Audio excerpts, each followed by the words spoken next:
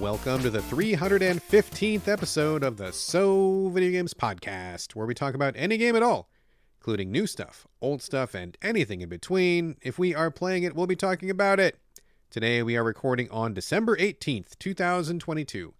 My name is Brad Galloway. I am the editor of GameCritics.com, and I'm also 50% of this here show. With me is the man who's giving an extra 10%, Carlos Rodella. Oh, I'm going to give 25%.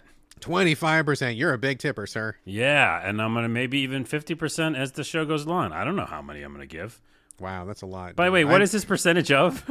It's your skit. You're talking about you just put out a comedy skit that I watched, and it was about the new tipping thing at Starbucks, right? Oh, I thought you meant I was going to give an extra 10% for this podcast. I mean, you can. It could be that. It's a multi-directional allusion there, but I think it was more towards 10% as in like a tipping 10% or something like that. Yes, right? I did just do a sketch at Starbucks about the new tipping because it's arrived at most of the locations where on the actual, use your debit card or your credit card, you can actually tip now on the card, which makes it easier than just having cash. Yeah. But it's also super awkward because you're like lots of time just like staring at the barista in their face like, I'm just going to pick this button now.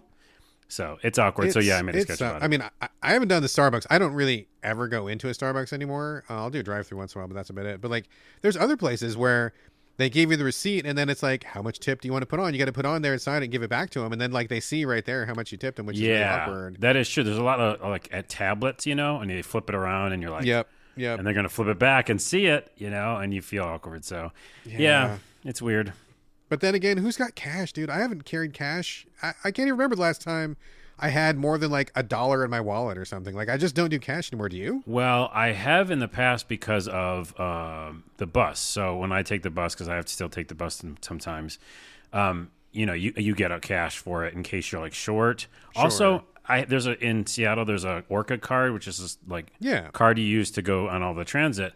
But even that runs out sometimes. You got to load it up with value. Yeah, and like say you've taken a transfer and now it's an hour, 2 hours later or whatever, and it doesn't have any more in the card. Sometimes you have to give them an extra $1 or so. Yeah, so I always have like just dollars around. Now just actually this morning I tipped my first Starbucks on the card. Oh man, well that's weird. I tip people and stuff. I mean, this is a whole larger discussion that we really don't need to get into right now. I mean, but in a nutshell, I feel like we should not pay people who are in service industries less than minimum wage because tips should not be part of their regular salary. They should earn a livable wage, and if they get tips on top of that, great. I have no problem with that, but we should not pay them slave wages, which is what we currently do. So fuck that. Which is, by the way, the whole thing of that sketch that I did.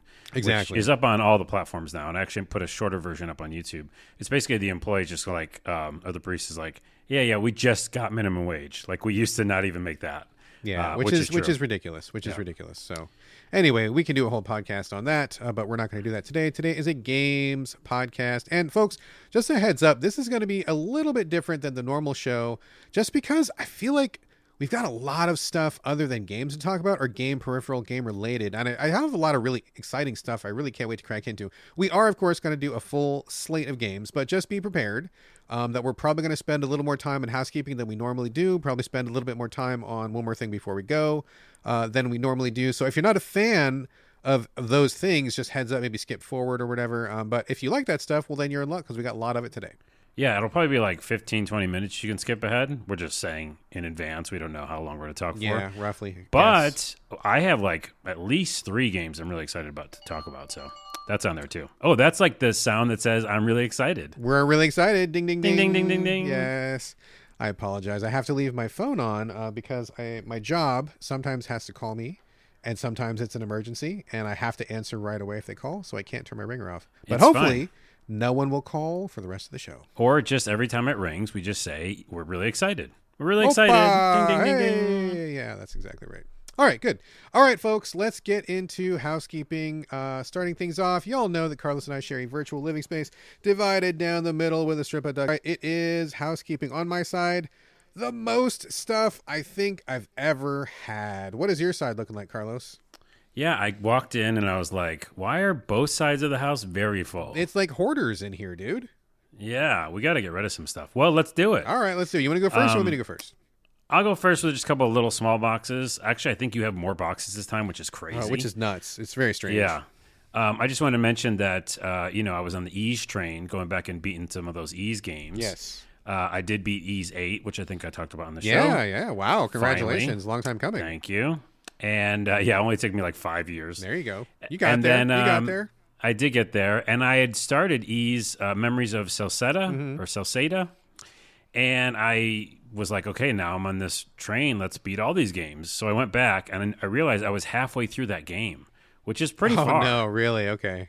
Well, for me, that's that's doable because I really did like that. It has actually a very similar gameplay to 8, where it's like an action RPG, just run around, hit things. Yeah. So I'm like kind of picking it up every week and seeing if I can get through it. I just want to mention that. Right on. Excellent. Yeah.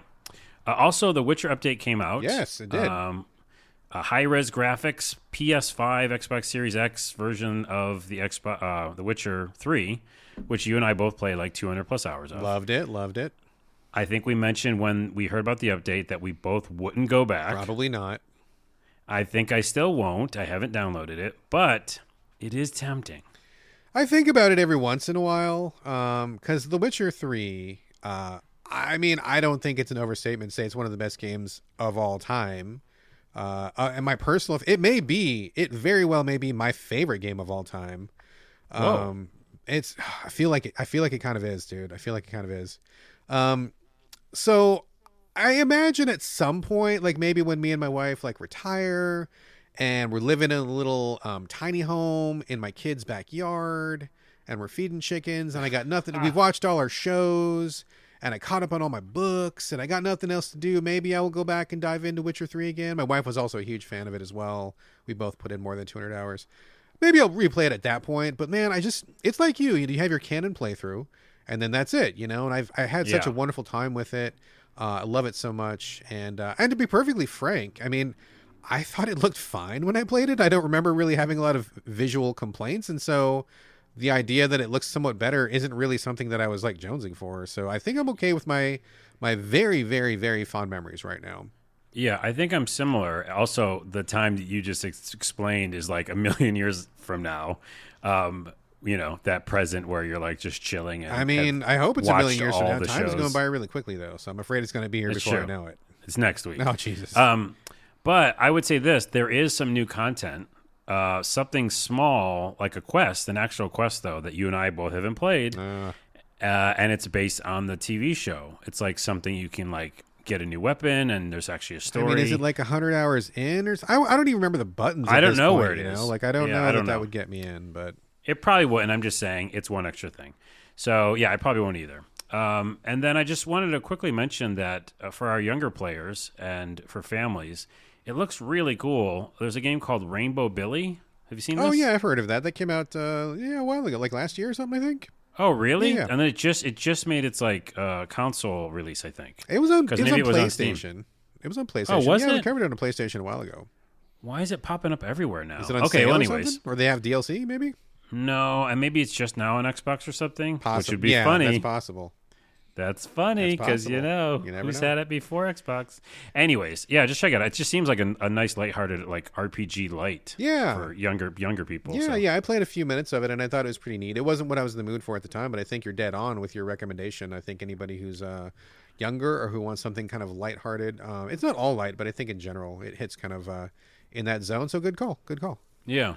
All right, I have just a couple more boxes, but go ahead and open up some of yours because, Jesus, too much in here. Oh, man. Okay, so let me do a couple small ones then. So just heads up to people who like Vampire Survivors, which I believe is both you and me, right?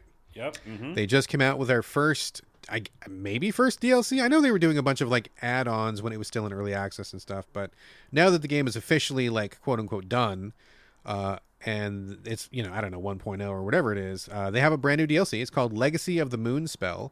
It's the insane price of $2 whole. Wow. So Whoa. Brace yourselves, folks. But apparently it adds, I guess, one level, which is supposed to be, this is ridiculous. It's supposed to be 15 times larger than the largest level in Vampire Survivors. And I don't know about you, Carlos. There's a couple like vertical levels and stuff, but when you're in the wide open levels, I don't think I ever hit the end of any of those levels. No, they're so massive. You just keep going in one direction. It almost feels like infinite, right? And so whatever, it's infinity times 15. So that's already large. But they also add like a ton of new characters and stuff. And I think there's some new challenges. I believe all the characters, if I'm not mistaken, are like samurai themed kind of things. I believe I took a really quick look at the PR release. They sent me a code, but I unfortunately didn't have time to get to it. Maybe they'll bring it up next week. But I did want to get the word out there. So if you like Vampire Survivors, and I think everybody basically likes it. I don't know that I've ever met anybody who didn't like it. Definitely one of my top 10 this year for sure. $2 DLC, Legacy of the Moonspell. You want another reason to go back to it? That's a great reason to go back to it. Dude, as soon as we're done with this podcast, I want to buy it. Yeah. I mean, again, DLC for $2, ridiculous. Yeah. That game is just super relaxing, actually. Weirdly enough, it's kind of meditative, I think I've said before. Oh, yeah. Agree. You just get in a flow state, and fuck yeah, dude. All right, so there's that. Let me do a couple of shout-outs here. My good friend, Matt Weiss, who used to write for Game Critics, and then he went on to become, I want to say, a professor at MIT, I'm pretty sure. Doing some game design stuff, game lab stuff. Real smart guy. I love Matt. He's a great guy. He recently wrote an article which ran at Vice. It's called, what is the exact title? The Horror That From Software Lost Between Demon Souls and Elden Ring. So he's definitely a Souls guy. His favorite game of the whole series is Demon Souls, and I gotta be honest, I think it kind of still is mine as well.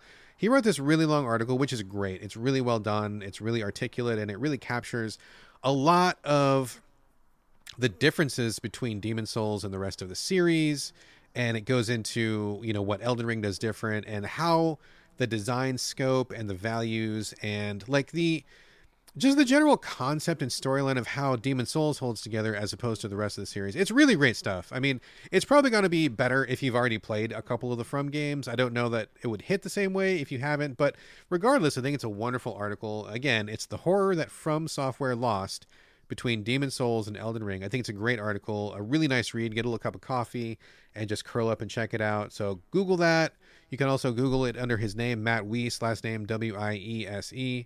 So check that out. And I feel extra honored because he sent me this article and he said, "Hey, Brad, since you are the person who introduced me to Demon Souls, I feel like you should read this." Oh, cool. So I'm very honored that he really took to it and he loves it as much as I do. And he's really been just banging that gong for a long time. So there's definitely some of us out there who really love FromSoft. And, you know, I loved Elden Ring just like everybody else. I put, you know, however many, 100 many hours into it. But there still is something very special and unreplicated about Demon Souls. So, yeah. Anyway. Real quick to that point, two things. One, obviously, I kind of agree. Even though like I like Elden Ring for what it is, it's a different experience because I did go back and play Demon Souls. Even that newer kind of upres the PS5 version.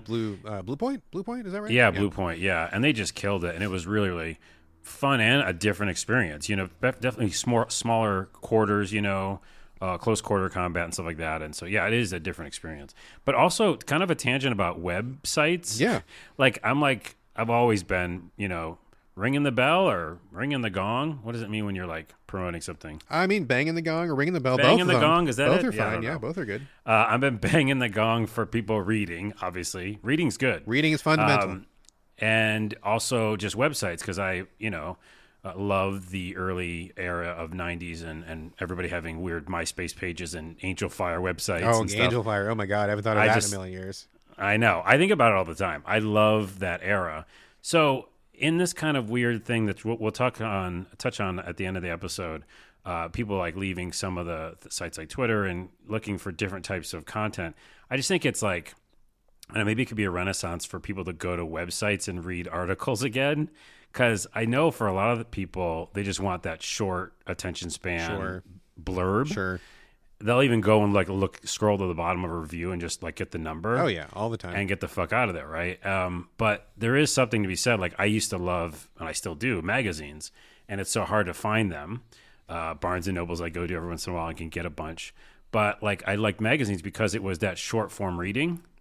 Right, you definitely get more information than just like a blurb. Well, short form reading is now long form reading because the pace of life, right? Like now, if you read anything more than the headline, you're like, that's a lot of work.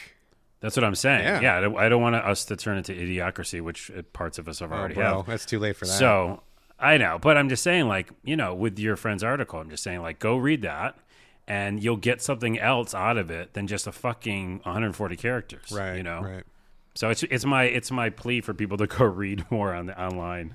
I agree with that. I think reading is great. I feel like it's a lost art, and I feel like we don't value reading the way that it should because it engages your brain in a different way. Kind of Sure like does. the same way that if you learn another language, it kind of makes your brain think in different terms. You perceive the world slightly differently. Every language you get gives you another set of eyes to look through, and I feel like that is also true for books. When you take information in a book, it definitely engages your brain in another way that you're doing, not just from watching shows, not just from chatting to people or whatever, not just playing games. And so I think it's a very important thing, and I feel like we maybe are right on the edge of idiocracy. So Real quick, I'm one more thing. Yeah. When you say books are even different than like short form reading, sure. which Yeah. I'm calling Yeah. websites, because you do like if it's fiction, you can lose yourself in a whole thing, right? If it's like nonfiction, I always fuck this up. Nonfiction nonfiction is like a lecture almost, like Yes, going kind of information. learning Yeah, a bunch of stuff. right. But you also do engage your brain a little differently than if it was a website a magazine. Agree. So those are different ways that people should engage their brain. Totally All agree. right. Totally agree. Tangent over. Well, let me, speaking of reading, let me recommend a video because we're not going to talk about reading anymore. Nice. I want to give a quick shout out to Jordan Black, who is a person that I follow on Twitter, and they do a lot of really cool stuff, game-related stuff. They put out a video a while ago. I don't know how this came up, but we were talking about Condemned. Did you play? We talked about Condemned before, right? On Xbox 360? Yeah. Creepy game or something. Yeah, I think I played first-person it. melee horror where you play a forensic investigator and it turns into the hunt for a serial killer. I don't play a lot of horror games, but that is one of my all-time favorite horror games. It is so good, so interesting, and so different. And the final section of that game is probably one of the fucking scariest things I've ever played in my life. Condemned is great, but it went on to a sequel, and the sequel just kind of went sideways. I played the sequel. I didn't like it as much as the first one. They did some weird things that didn't quite come together, and the series just kind of died. I thought that series was really bound for greatness. I thought it was going to become one of like one of those like a Silent Hill or Resident Evil. I felt like we were really going to come back to it over and over. They're going to keep building on it. I felt like there was so much potential, but it kind of just went away after Condemned 2 Bloodshot. And Jordan has created this video. It's all about Condemned 2. Now, you can't play Condemned 2 anywhere. The only place you can ever play it now is either PlayStation 3 or Xbox 360. It's never been ported anywhere. It's not on PC. It's not on Steam. So it's kind of become like one of those lost games that kind of warrants a second look. I kind of want to go back and take another look at it now. I mean, I'm not going to bust out my 360 and set it up or anything, but they did this entire documentary. And the good thing about this documentary is just going further than most people do. It's not just a look at the game, but they look at the game and they also got in touch with all of the developers who were actually worked on the game. They have all these interviews and quotes, little Zoom clips and stuff, and they talk about why they did the things that they did, like what went wrong, what went right, what they wanted to do and couldn't do. And it's just a really cool video. Even if you even like me, even if Condemned 2 wasn't your favorite game, I think it's a really cool documentary, really well done, and really interesting stuff. And it also just kind of brings some spotlight back to Condemned as a series, which I think it deserves more than it got, because I feel like it's a really, really cool game that just kind of, man, I felt for sure that was going to be a home run, and it kind of just vanished. So that's a real bummer. But anyway, it's cool. called, let's see, Condemned 2, a development documentary. And it's listed under YouTube under Dead Domain. So look for Dead Domain or the Condemned 2 development documentary. You'll find it on YouTube. It's by Jordan Black, and it's a really cool watch. So definitely check that out. I mean, I'll always watch any game documentary like in seconds. So Yeah, it's really cool. I'm on board. All right, what else you got? I got a couple more, but I want to turn it back over to you for a second here. Well, not too much. I just realized I wrote down Game of the Year ? Just to tell our audience when are we going to do that again? That's a good question. I don't know exactly. I feel like I don't want to do it until at least the last week of December, if not the first week of January, just so we can make sure we get all of the last minute releases in. I mean, does that seem like it makes sense to you? Yeah, I think that I'm going to be gone a little bit. I'm letting you know on the podcast. Oh, wow. Okay. I'll be gone a little bit in the beginning of January. I'm going to CES to do a job there. Oh, nice. But it'll only be a few days. So, yeah, I think either the very beginning of January or like December 31st or something. Well, so we're at, sorry folks, doing our own internal housekeeping right here. So we're doing housekeeping on the housekeeping. We're on episode 315 right now. That's what we're recording. That's what people are listening to. I'm looking at the show ahead of time. Show 316 is we're going to be recording December, I don't know, 24th, 25th, 26th, somewhere around Christmas, whatever we're available. I mean, we might as well do it then. I don't feel like there's a lot more stuff coming out this year. Is there anything that you're trying to get to before the end of the year? No, not really. I guess we could do it that next week, probably. Maybe then, next week? Maybe next week? Yeah, like on Monday or Tuesday. Let me make a note. We'll push it a little bit because obviously we're coming up on Christmas, so yeah, I think can't do it on Christmas. Might be a good present for our listeners to get the GOTY show out around Christmas time. Because yeah, I'm looking ahead at the schedule.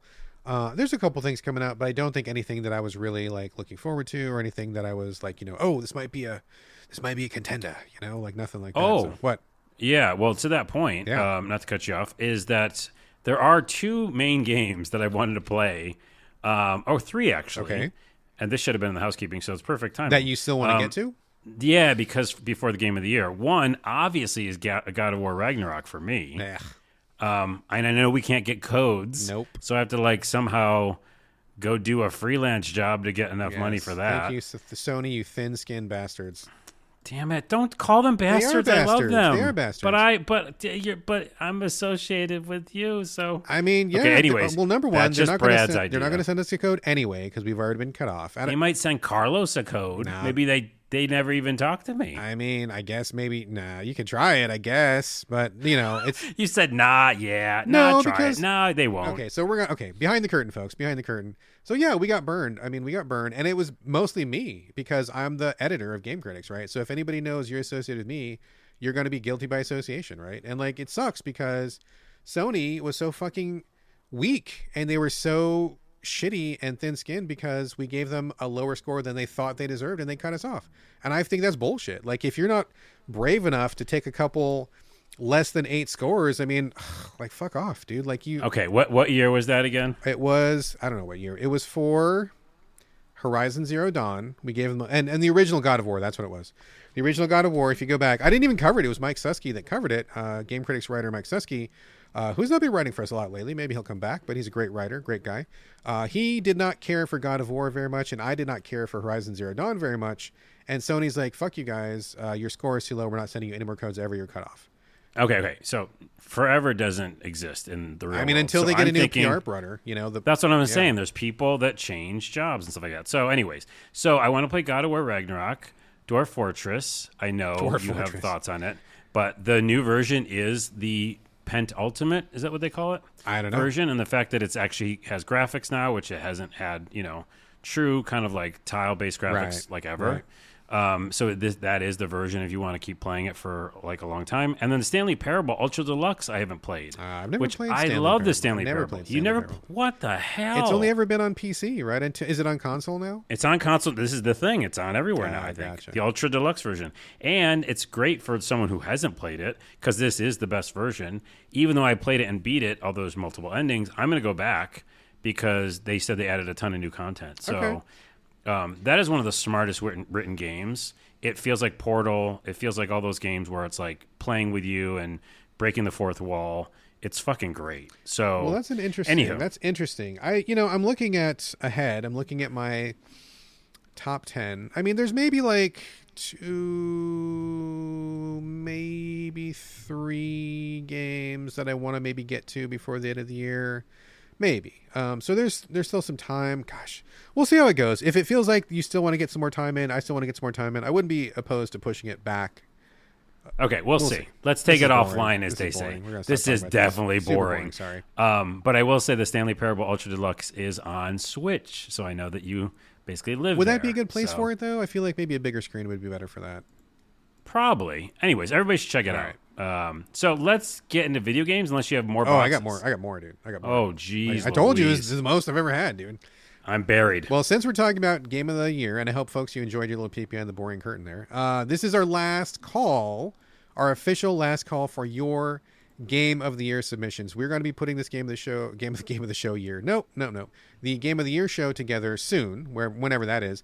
And we still want your top 3 games of the year and your 1 disappointment or letdown, anything like that. So we got some email submissions, which was awesome. We got a bunch of submissions on Twitter, which is also awesome. But you've got, I don't know, maybe 1 more week to go. By the time you hear this, you've got about a week. Get in your top 3 of the year, your top 3 favorites, the best games you like, something you want to submit in order if you can. And then also give us one bummer or a disappointment. But this is the official last call we're going to do. We're going to tally up the results, and we're going to put our own picks together. And then we're going to put a big old bow on 2022.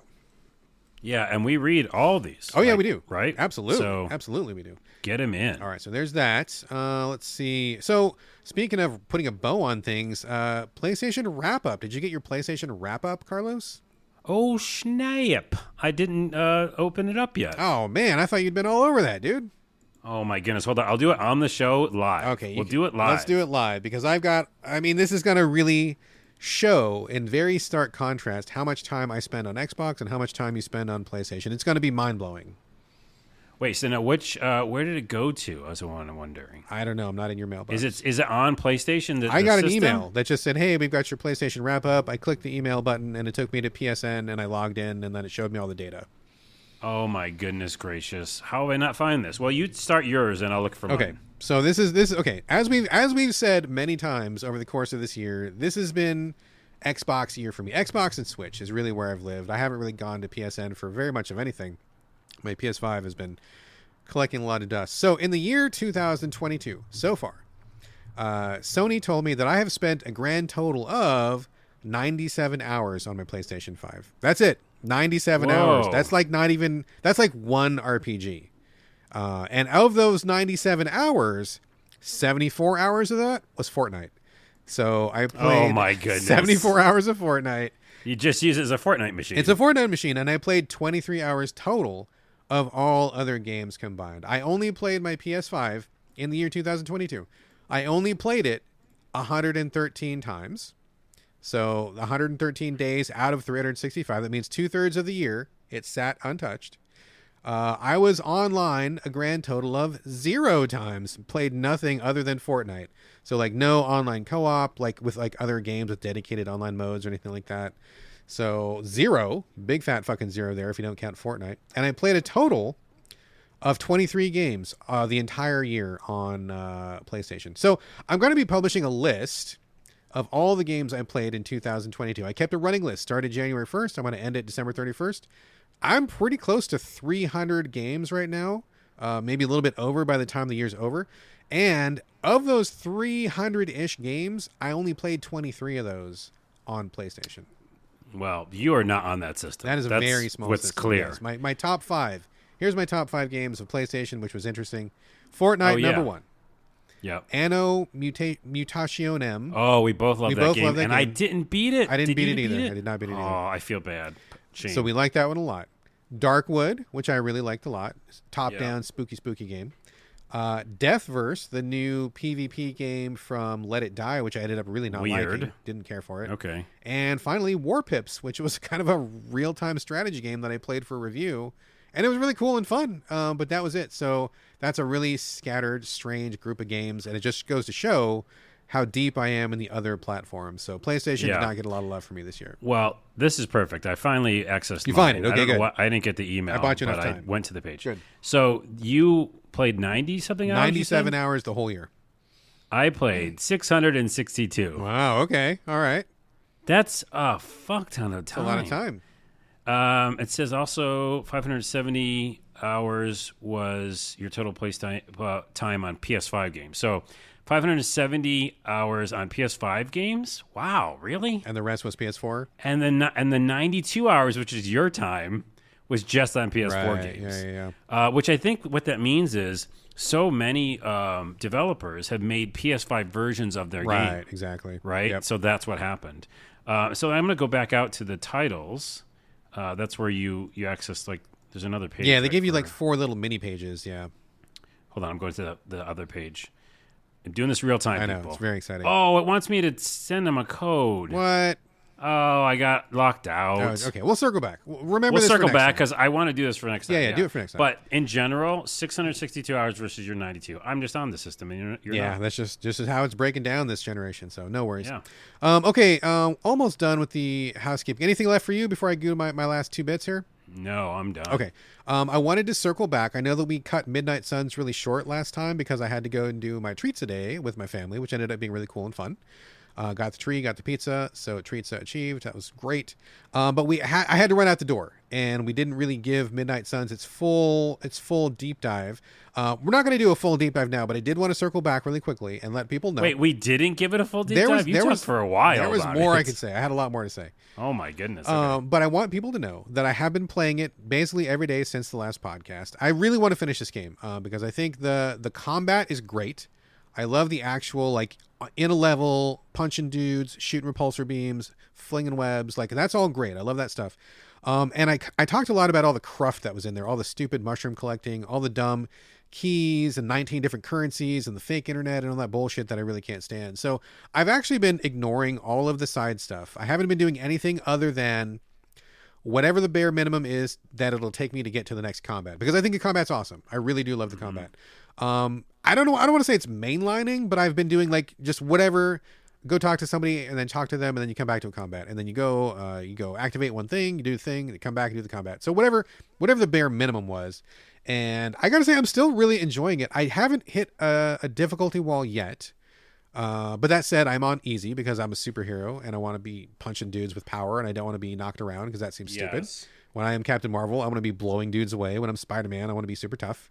Some schmuck comes up to Wolverine with a stun gun, he's going to rip him up. I want to be tough. So it's on easy. It's just saying that up front, and it feels good. But I haven't hit any stopping points. I haven't run into any problems. So I guess I'm just missing a bunch of, like, I don't know, costumes and basic items and stuff that I don't use anyway. So it seems like it's basically fine to just push through and not do any of the side stuff that I find is really boring. I will say, though, before I beat the game, and I'm nowhere close, I'm not even halfway because I feel like this is a pretty long game. Before I get to the end, I will probably pull up an FAQ and just be like, okay, is there anything cool in any of the side quests? Because I don't feel like you don't get cut off. You can always come back to do the mushroom collecting. You can always come back to do the extracurricular activities and stuff. So I might look it up before I beat the game just to see, is there anything neat, anything that I really want? I'm guessing probably not. And then I'll just wrap. But so I do want to give just a circle back and say, if you want the combat, if you like the Marvel characters, if you want kind of a new spin on what Firaxis is doing and the stuff that pioneered with the XCOM, I think it's really good. I really do like Midnight Suns. I wish they would trim it down, and if they gave us a sequel with a trimmed down, more streamlined play loop, I think that'd be amazing. But as it is, I'm really still enjoying the combat, and I think it's a great time. So there you go. And I'll say your thoughts echo a lot of what I hear online when it comes to reviewers on YouTube, which is that they just are addicted to the gameplay loop. Yeah. And they're like, they don't need all the other fluff, and they don't even enjoy it really. But they do like that mechanics. Yeah, because, man, if the combat wasn't great, I would have dropped this in a second because of all that busy work and all the time-wasting shit that they want you to do before you realize you can just not do it. But yeah, the combat is just really killer. There's a tremendous game in here waiting to come out, and it's not quite there yet, but boy, it's real close. So I feel like a sequel, if they do a sequel, should be bananas. So also before we move on, sorry, I just finally got those 5 top 5 you got games. it. Okay, go for it. Just loaded top up. 5 PS games? Top 5 PS5 games that you played in 2022. 2022. Obviously, you know what the number 1 is, right? It's got to be Elden Ring. Yep. And I don't know how many hours you spent. I spent 142 hours in that game. I think I was at 160, but I was on Xbox though. So yeah, it was okay. Yeah, about that. Yeah, about similar. Next one was Saints Row. Oh, okay. Which I fucking loved. You did. And even bought. I actually made that tower at the end, which is like a really hard thing to do. You have to make so much money. The extra tower. Yeah. Yep. I built that tower. I spent 65 hours in that game, and then Dying Light 2. Stay Human. Oh my god, I gotta play Dying Light. I love that fucking game, dude. I love that fucking game. Oh, I played 50 hours of it. I kind of mainlined it, but holy shit. I love number 1. I gotta get it. It hit at a wrong time when I was busy with other stuff, and I just kept forgetting about it. Dude, it's so good. Go back to it. Holy shit. I have it. I just gotta play it. Star Ocean: The Divine Force, which I just recently played and beat. I spent 40 hours on that. And last one, Ys 8, because yeah, because I went back in and was like, I'm gonna fucking beat this. Did you get credit for the 3 other times you started it? I don't know. It just says it's nice. It says 36 hours total though, and I think 16 of those hours was just recently. So okay, all right. There's that. All right, there you go. I only got one more thing left in housekeeping here, but this is circling back to what you talked about last week, the Forspoken demo. I didn't realize that it was out. I kind of missed that whole thing, and you talked about it on the show last week, and it seemed seemed interesting, and it was still available by the time I got around to it. So I want to just give some brief thoughts on this Forspoken demo. Yeah. So I jumped in, and I gotta say, it does not feel finished. I know that sometimes people put out a demo and it just feels like level 1 or something, but like you said, they start you in the middle of the game, so you don't get the beginning. I'm sure it's probably a pretty slow ramp up because the systems seem very complicated. There's a lot of stuff going on, and they kind of drop you in the middle of it, and so it took me a minute to find my footing. So you just start in the middle of this open world section, but I picked up on it pretty quickly, and I think the gameplay is really cool. Like, you play this lady, and she has, like, they call it like magical parkour, which is weird. But you can, like, run on surfaces and jump over things and run fast, and that's fine. But really the key is about all the different spells you have. You have, like, 6 spells equipped on one loadout, and then they show you how to change loadouts, and then you have, like, another 6 spells, and then on top of that, there's, like, the skill tree where there's, like, all these, like, bunch of other spells that you can unlock. And I think there's more loadouts that you get, and eventually you're probably going to be jumping back and forth between, like, what, 4 loadouts probably. I hate that, but yes, I thought it was a little overload. It feels like overload a little bit, but it kind of reminds me of some other games I've played in the past. So it wasn't super overwhelming, but it did take me a minute. But I like the way it feels. I like the jumping back and forth between the spells. All the spells are pretty different. Like, you have, like, defensive flames, or you can, like, a big fireball area, or like a fiery sword, and you got, like, a rapid fire earth shooter that was kind of like a machine gun, and, like, a bigger earth ball you can hit people with, and there's a shield and stuff. You have, like, lots of options, and I didn't jump into the skill tree because that's where my brain started to melt down. I'm like, okay, I have not been playing this game. I'm sure it's fine if you start from square one and work your way up, no problem. Yes, exactly. Yeah. That's what I was thinking. Yeah, it was overkill to get that skill tree. I'm like, Jesus Christ, there's like 97 nodes on this thing, and a bunch of I can't do that. I gotta back out. My brain's gonna die. But I bet it's gonna be a really cool thing once you get into it. I'm actually pretty cool with the combat. I thought it was very exciting, open world, running around. Like, it kind of got me kind of hyped for it. But I will say, the graphics do not feel finished. It felt really ugly and weird. Like, the strange, there's, like, white spaces when you, like, lock onto a guy that seems kind of weird, and, like, some of the graphics just were, like, not there, and your character looks pretty, like, janky looking, and I'm like, man, this feels like a legit demo, as in this game is not done, but you can try it. It almost felt like that same way. Yeah, like a beta or something. It did not feel polished in any way, which is weird. How'd you like that jump? The jump was not good. It was weird because you're so powerful jumping when you, like, scale a wall. I got, like, the extra parkour thing. Oh, and you do that flip thing? Yeah, you do, like, a flip thing. It's so cool. You climb up a wall, and you can even jump off. There is fall damage, I believe, but if you jump off a cliff, you can kind of, like, quote unquote, kind of like glitch skate your way down the cliff, and, like, you can survive it and stuff. So that was fun. But if you're just trying to jump normal, like, from the ground, you'll die when it's you crash. Terrible. Yeah, it's terrible. Yeah. So you got to kind of be careful with that.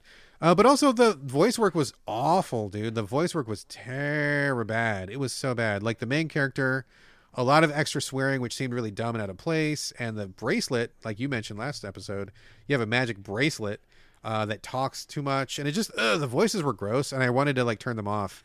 But just the core gameplay of being an open world, running around, having a bunch of spells at your disposal, flipping back and through them, was really fun. I thought that it felt fun to play. I just hope they polish it up, and I hope there's an option to turn off the voice acting. Yeah, and how'd you like that stupid curved interface? Oh, dude, that was awful. It was awful. I totally forgot to mention that. Yeah, you mentioned last episode, like, you go to the UI and it looks like you're looking at a CRT TV screen for no reason. Yeah, it's hard to read and it's distracting. I'm like, what is this? This is ugly as shit. Like, I hate it. Yeah. They got to get rid of that. It's really bad. Yeah, I thought you wouldn't like it. It doesn't make any sense because, well, like you said, we're already overwhelmed with all the spells. Yeah. And we're just trying to, like, see what we should be looking at. And then it's also curved, and it just seemed like it was really weird fit. Really just bizarre choice. I don't know where that came from or why it's there. So they can change that, by the way, before they release it. Yeah, you can. That's like a really filter. You can change that real quick. So yeah. Anyway, Forspoken. I don't know that it's going to be a full price purchase for me, but it definitely has my attention, and I would like to play more of it. I thought it felt cool to play, but I mean, there's a lot more to a game than just the feel. So we'll see what happens. Plus, you can kick deers. That's true. If you're into that. Man, some of those deers kick my ass, though. They actually kick me. Like, some of those deers... Oh, they're like monsters. Yeah. It wasn't just like you said, a deer last week. You're like, yeah, you kick a deer. I'm like, okay, whatever. It's like a fucking, like, twice as big as an elk. And, like, there's these giant deer, and they're strong. Huge. And they shoot, like, lasers at you and shit. I'm like, fuck, okay. Yeah, lasers out their eyes. Yeah, that was tough. I'm with you in the same way, though. I am still excited about it. Some of the same people that worked on Fantasy 15's combat worked on it, which I think is apparent when you look at those magic spells and stuff. So Okay. I'm still going to give it a shot. Okay, well, that was pretty epic housekeeping. Let's get on to the main content of the show. All right, a lot of stuff to cover here. It's been a good week. Carlos, let's start with you. Terror of Hemasaurus. This is a new 2D kind of, I don't know, like a kind of an arcadey kind of throwback. Reminded me a little bit of like Rampage, if you're old enough to remember that back in the arcade. I played a little bit of it, but I'm going to defer to you, man. You want to lead us off on Terror of Hemasaurus? Yeah. Wow. What a cool, interesting game. And like you said, just think Rampage if you're old enough to remember YouTube it that. if you're not.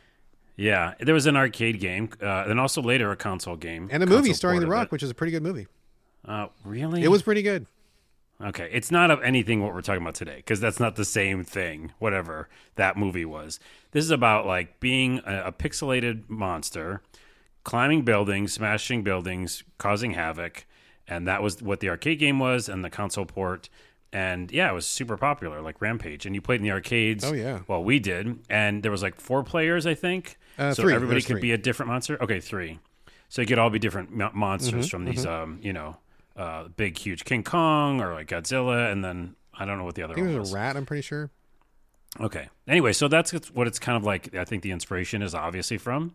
But what's so cool about this game that I was not expecting, and I have a lot of interesting, funny notes on, is that the game has obviously an arcade mode, which is just go and destroy things and have fun. And that has a story mode, which is, what I'll always do first, campaign. But in the story mode campaign, it's also the tutorial, which is really important because there's a lot of different things to do in this game. A lot of like physics stuff as well.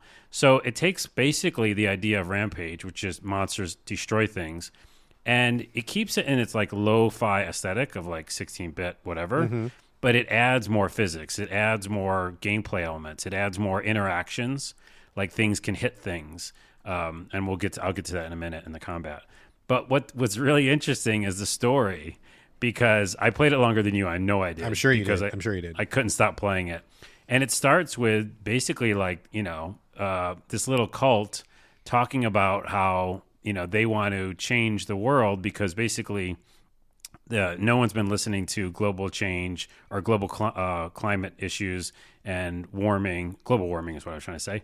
And no one's been like listening to the fact that we're ruining the earth. And so they have taken it upon themselves to use this monster they found and have the monster go kill people and do destruction to show them the error of their ways. I mean, it kind of makes sense. Yeah, it's extreme, but it's such an interesting premise because the very beginning just has like scientists talking about like, everything's fine. Global warming's a hoax. There's nothing to see here. Get back to consumerism. Keep buying stuff, folks. I think they do. Yeah, they say it's fine. Just go spend your money. And then, this cult basically like takes this monster they found from one of the ice caps that like, that melted, destroyed itself or melted. Yeah. And they use that monster to say, hey, let's go do this. Now, this whole game is comedy based, right? Yeah. Tongue in cheek. Yeah. But there's definitely commentary. A lot of commentary. I wrote down so many notes. I wrote like, here's a section I want to talk about. And then all of a sudden after it, commentary.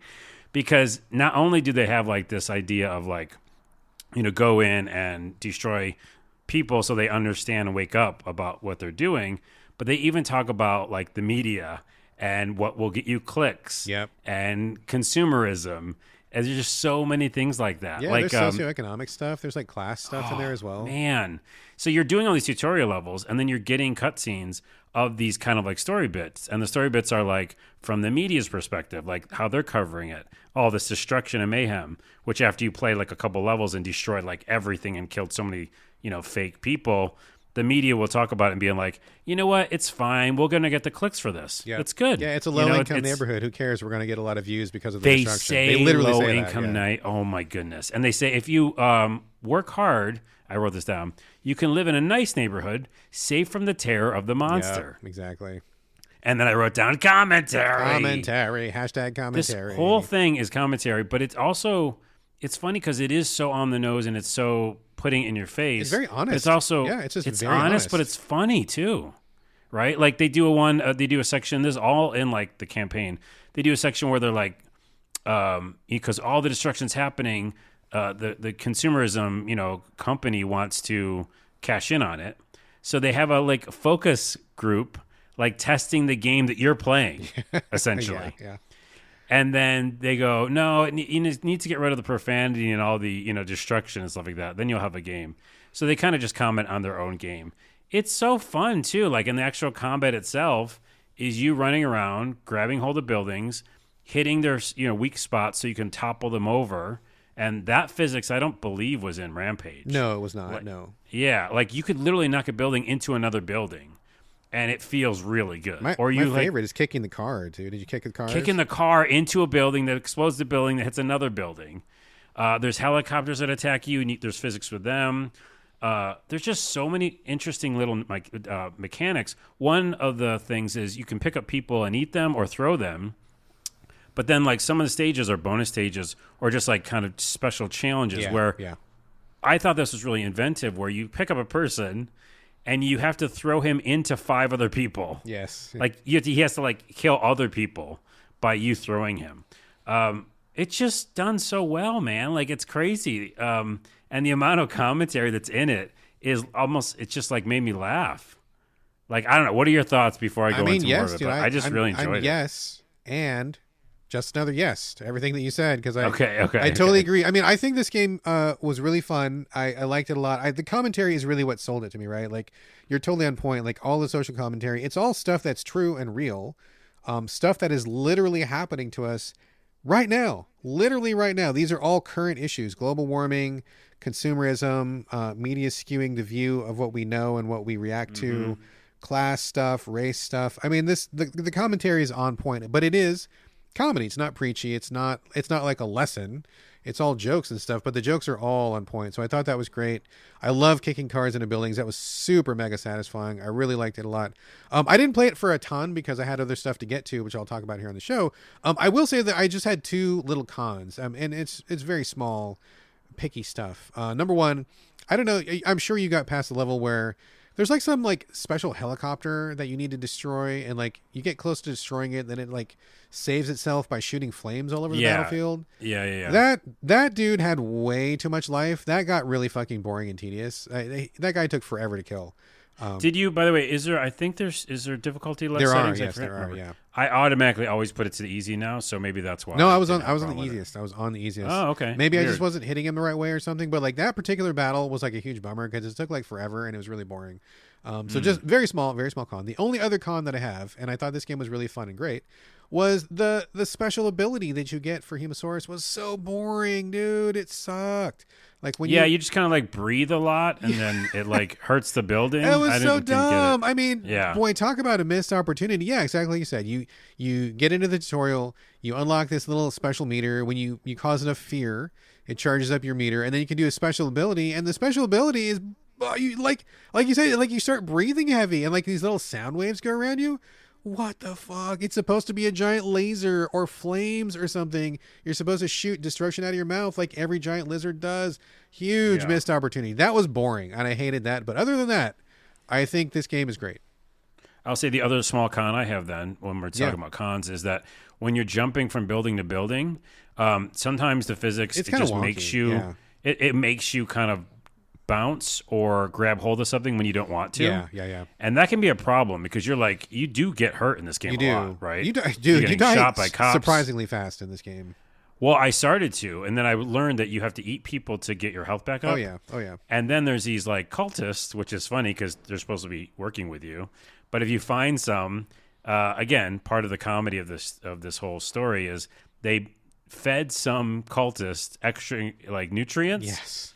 And so if you find those cultists, the big you can fat eat them cultists that waddle around, yes. Yeah, and you can like fill up your health immediately. So you do that. But yeah, like sometimes when you're jumping around, you get kind of like in the wrong place at the wrong time, and the physics go wonky. But that's just going to come with a game like this. You know what I mean? You're building all these little systems, There's a section where you're just kicking a ball around, like a huge metal ball, and it's like the car, but it doesn't blow up. It just keeps being a ball, and destroying things. Yeah. Fucking fun. I could play that level forever.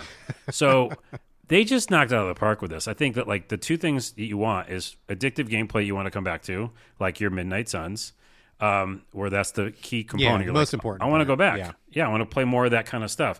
And even though this is totally grotesque too, by the way, we have kind of just went past that, but you're like really fucking up humans in this. Like you're throwing humans into helicopters. Like, and weirdly enough, the media is like, that's going to be great for reviews. More clicks for the carnage. More clicks, yeah. But you're doing a lot of, carnage. But at the same time, it's super funny and super addictive. And then, the story. I want to see each new cutscene to see what new thing they're going to talk about. Yeah. The last thing I saw was like, you're in New Jersey now. And they're like, go ahead and destroy it. No one's going to miss it. No one misses New Jersey. Yeah. So I don't know. This is a fucking great game, man. Yeah. Holy crap. Yeah, it's really fun. I think it's on point. It's smart. The commentary and the writing really sells it. I think the action is really good. So just a couple small, tiny little complaints, but that doesn't really knock any of the polish off of the package overall. I think it's a really fun thing. Really kind of little gem that I think probably a lot of people should pay attention to.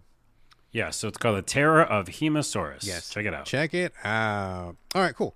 Let me talk for a minute about Trash Sailors. This is what kind of game is this even? I don't even know how to even explain it. It's like there's a single player mode, but I feel like it's intended to be a multiplayer game where you are living in a, post-apocalyptic world where everything is trash. Like the whole oceans are full of trash. The whole world is reduced to being an ocean, and you're on this little raft and you're just like paddling around, grabbing junk out of the water, like floating chairs, blenders, paintings, like whatever you can get. You grab that stuff, you bring it to your raft, you grind it up, and you make resources, and those resources become your fuel, they become your ammo, they become stuff you patch the raft up with, and then you kind of just like float around and have to survive as much as you can. It's a cool idea. It kind of reminded me a little bit of something like Lovers in a Dangerous Space-Time, where you're on a ship and there's always more things to do than there are people, and so there's always this little feeling of like, oh, well, I got to man the cannon because there's a big thing. There's an alligator coming. Oh, but if I'm on the cannon, I can't steer. Oh, shit. I got to go back and steer. Oh, no. I got to go back and patch the raft.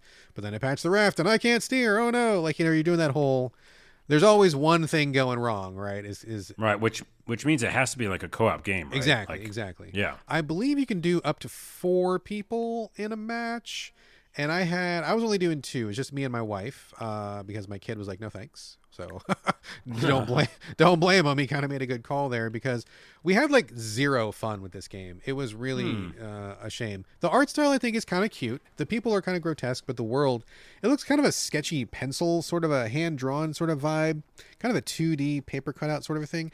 It looks cool. Like it looks kind of fun. And I think the idea of being on a raft and everybody helping out is a good idea.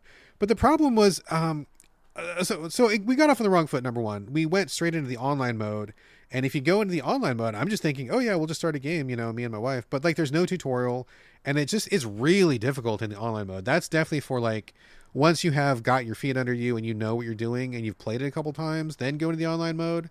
So we got off on a bad start. We backed out of that. You can't have friends in the story mode, and we got back to the story mode, and it was just like, the whole thing just felt cumbersome and just really just not fun. For people who haven't played Lovers in a Dangerous Space-Time, you're inside the spaceship. There's like 4 or 5 different stations.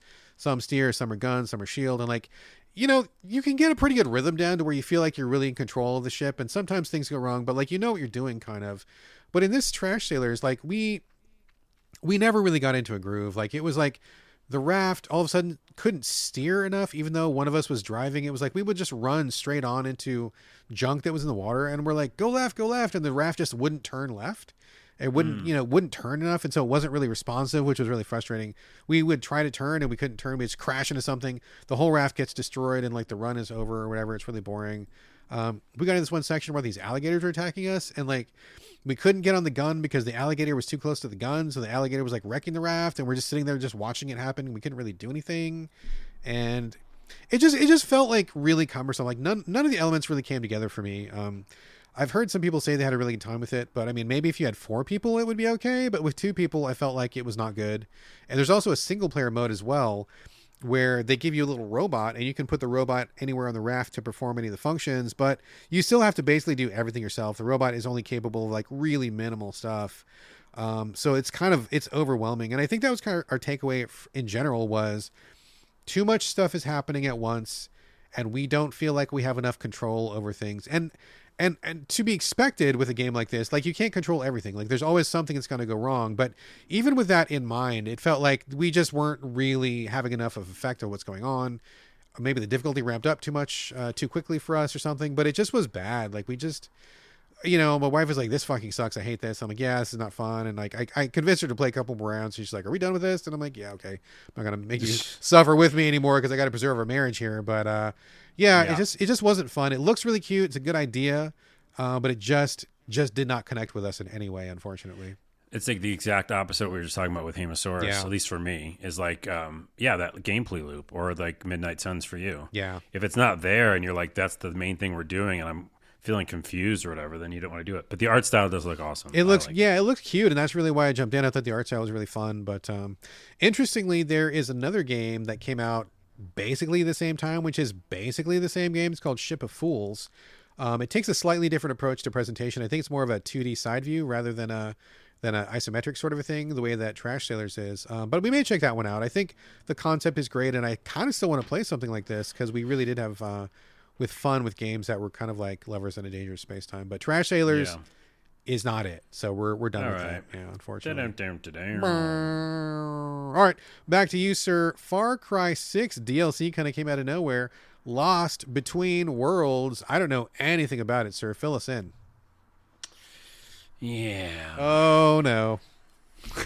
It's all you have to do. Oh, no. Moving on. Okay, that was Far Cry 6 next. DLC, Lost Between Worlds. Thank you very much, Carlos. You can check it out if you want or not. Okay, so why I wanted to play this because Far Cry 6 one of my favorite games. Played it, beat it. I think there's some DLC. I played all of the DLC. Danny Trejo and tacos. Well, those are small DLCs, but then they had the bigger DLCs where you played as the bosses. Oh, yeah, the mind game stuff or whatever. Mind game stuff, yeah. So this, I was afraid if it was going to be like those, which were basically, fake worlds that they kind of created out of your mind. And so nothing's really super tangible and things can float in and out of existence. And that makes sense for like a memory. And so this story, I saw the trailer, which is your main character, male or female, whoever you choose, that person kind of meets an alien type thing, and it's going to bring you to another land.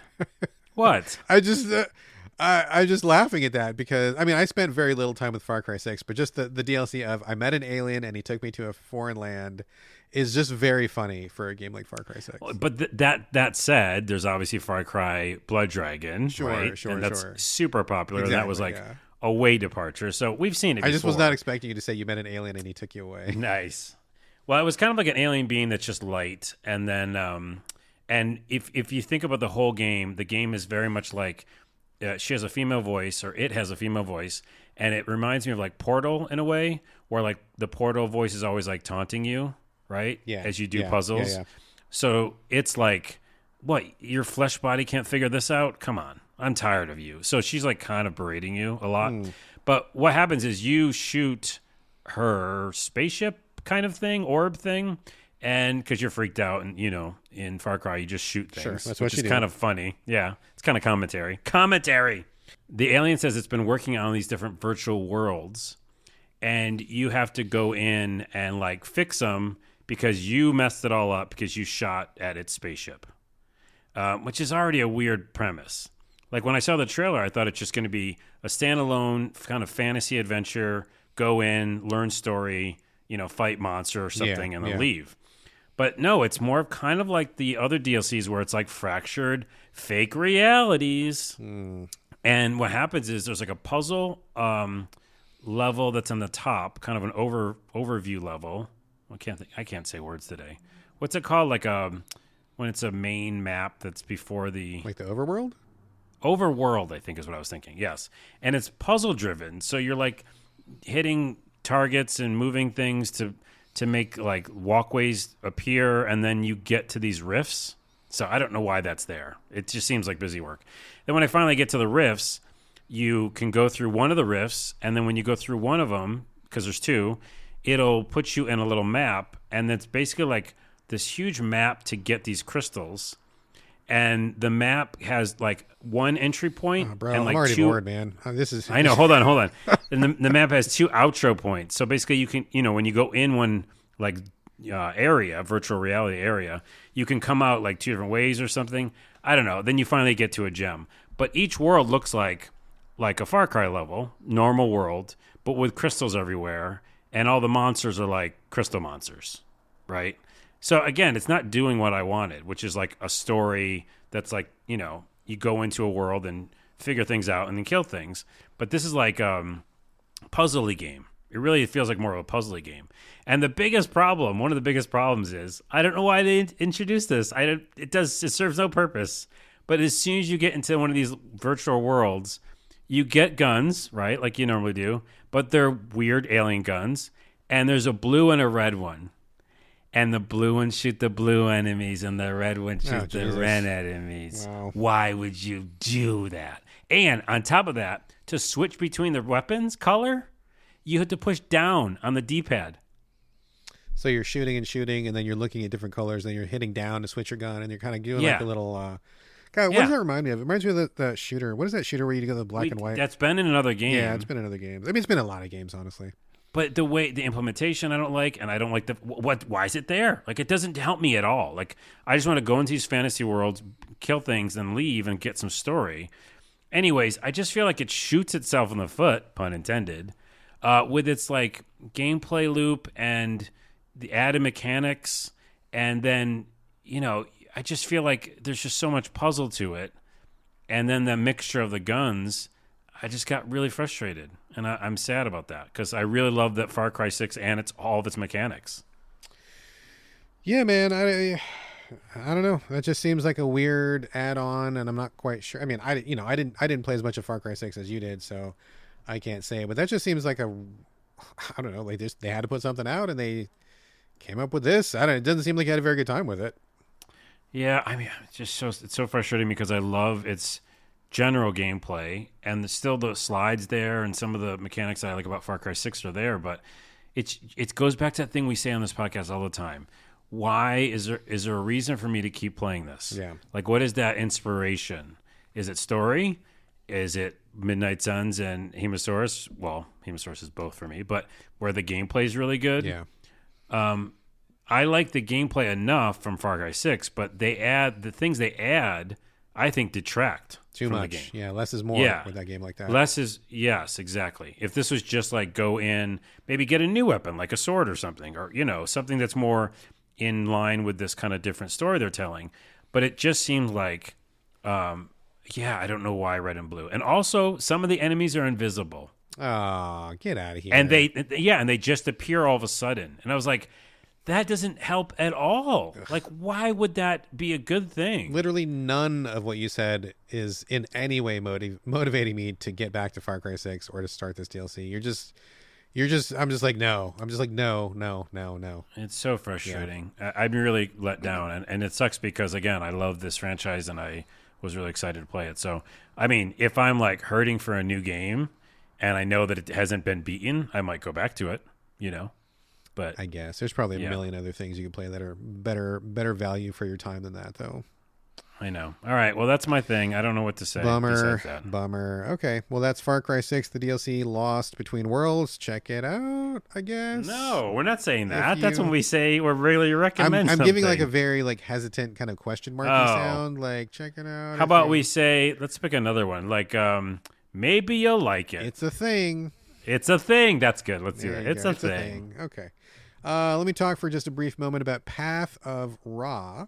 Playing this on the Switch. It's a very neat little puzzle game that someone at the PR for this company offered to me, and I said, sure, that looks neat, and I like neat things.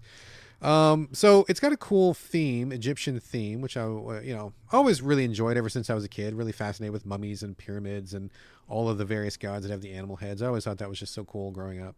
So I've always had a little love affair with Egyptian themed things. This is ultimately it is a tile moving puzzle game, but it's not just that. It's not just like a tangram sort of thing. Basically, there is some story, very light story, but you are a pharaoh or something. There's no words in the intro, although I will say that the animation for the intro is great. It looks like a very cool little cartoon, very well done. The cartoon looks awesome. Yeah. I'm looking at it now, and it says you're reincarnated into a hieroglyph. Yes, so like you get killed. Spirit of a pharaoh. Somebody kills you because they want to take your spot as pharaoh. You get buried. They go through the whole like mummification process, which is really cool. Bury you in your sarcophagus and all that stuff. But then your soul comes out, and it inhabits one of those little hieroglyphics that have been carved onto your sarcophagus. So you're like a 2D. One of those little hieroglyphic people where they just like they're side on and they're really flat looking and stuff. And so what you do is you got to make your way through these different levels. And basically you have like a couple squares per level, and they get bigger as you go on and they get more complex as you go on. But for example, you'll be in a square, maybe like think of like a 4x4 grid, right? So you're in the upper left corner and the exit is at the bottom right-hand corner.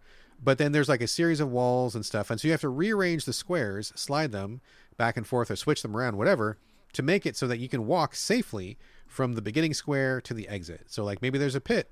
You want to move the pit, put it in back of you so that you're not going to walk through the pit. Or maybe there's like a drop.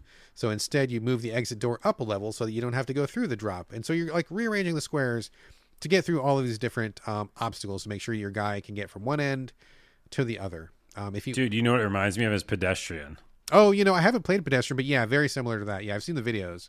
You're like connecting the points exactly. to get from one place to the next. Exactly. Yeah. So you got to like look at these different squares, figure out how can you rearrange them to make a safe path. And there's, it's not just that. There's pits.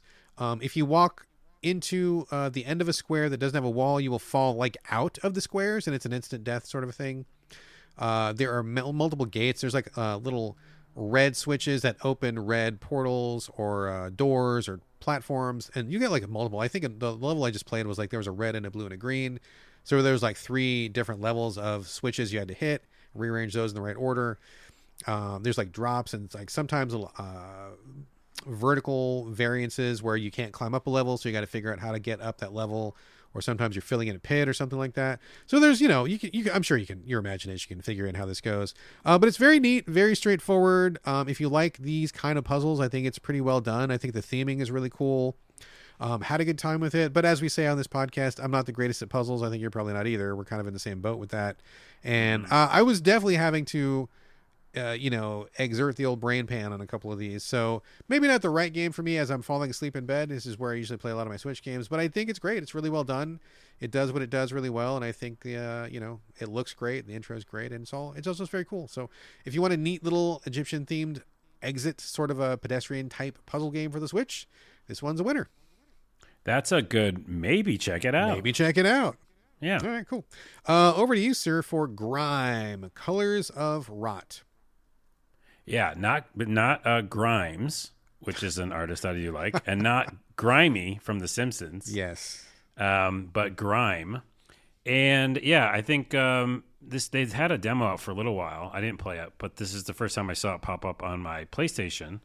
And you know me, when I get hungry for games, I just kind of take a chance on things. You're a gambler.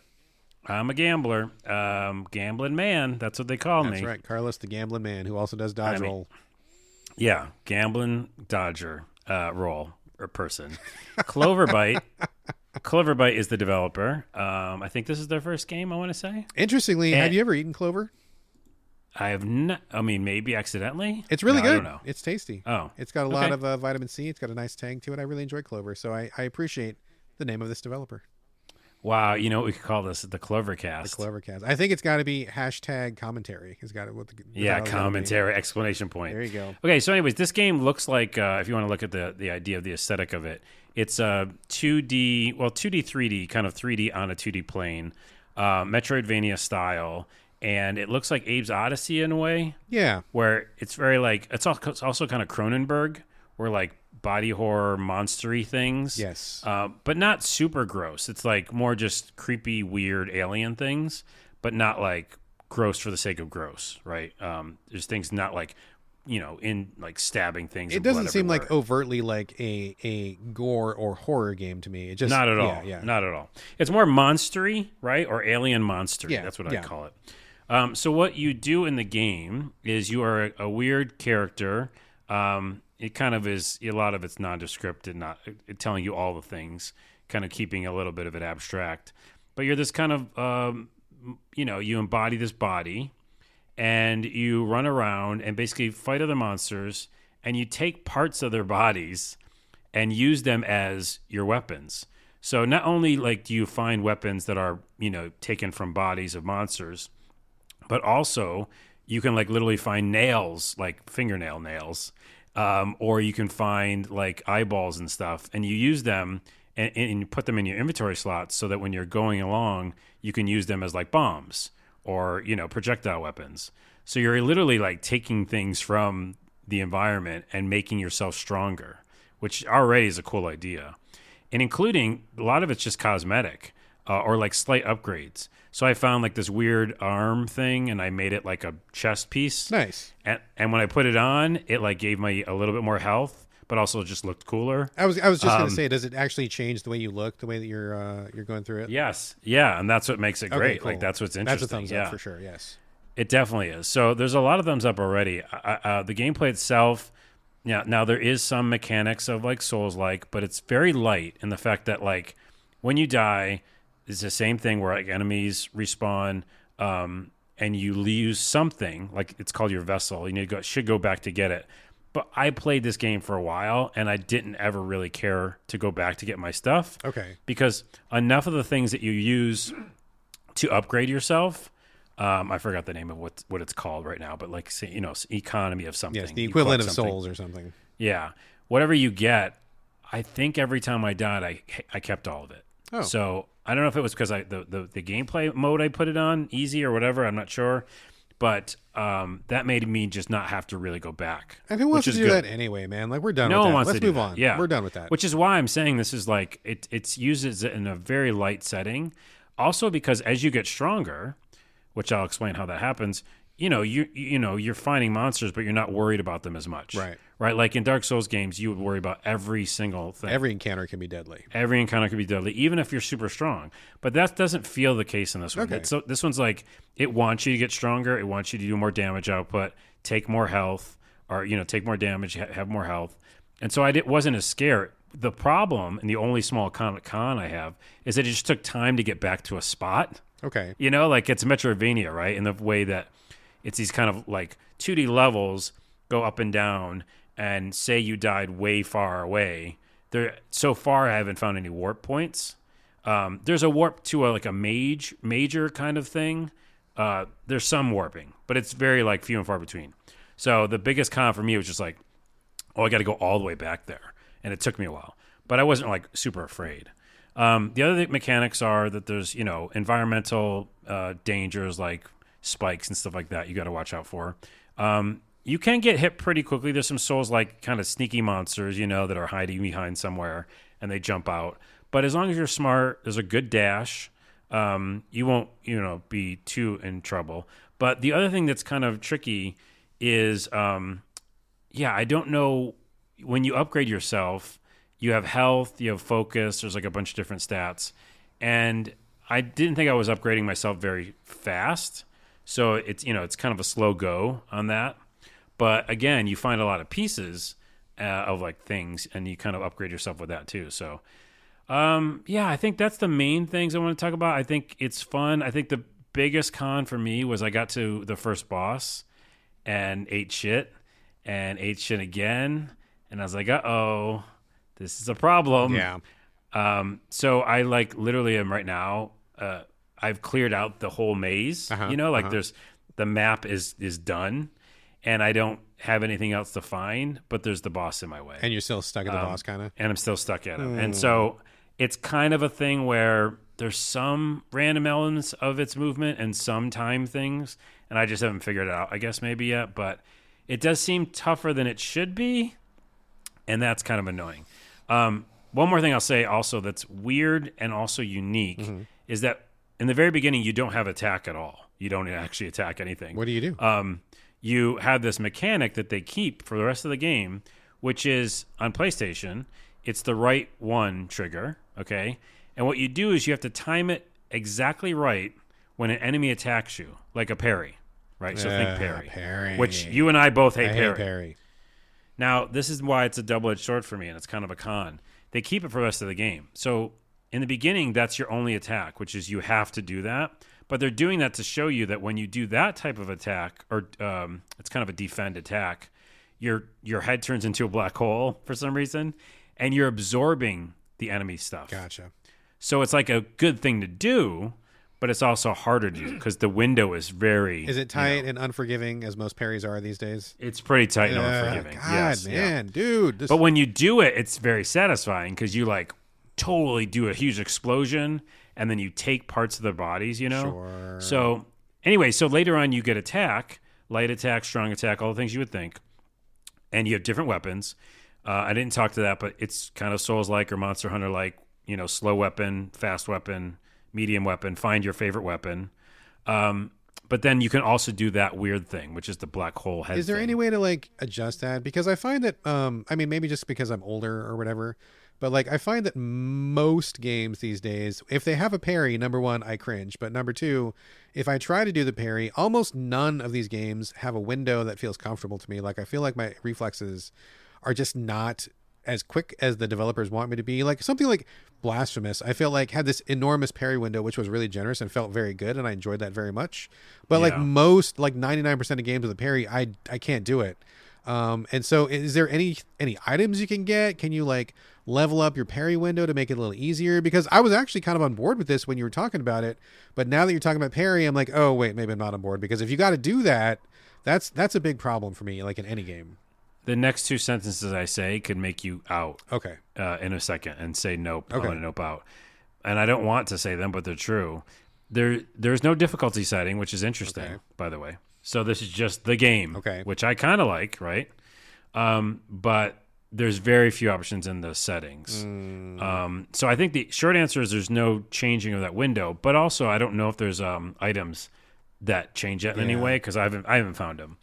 There are items that do a lot of things. You'll find like weird sand or, again, parts of bodies that just do very specific upgrades. So that it feels kind of soulsy in that way, where like there's a lot of different items I have in my bag that I'm not sure what they do, all of them. But the part that you're going to nope out with, which I don't know if I'm going to, is that boss wants you to do some of that The parry thing. If you have to. I think I do. See, that's the problem, right? Because I find that a lot of games that really lean on parrying do not give any allowance for it. Like they just are like, I'm the developer and I like to parry and this is how I parry and everybody should do it just like me.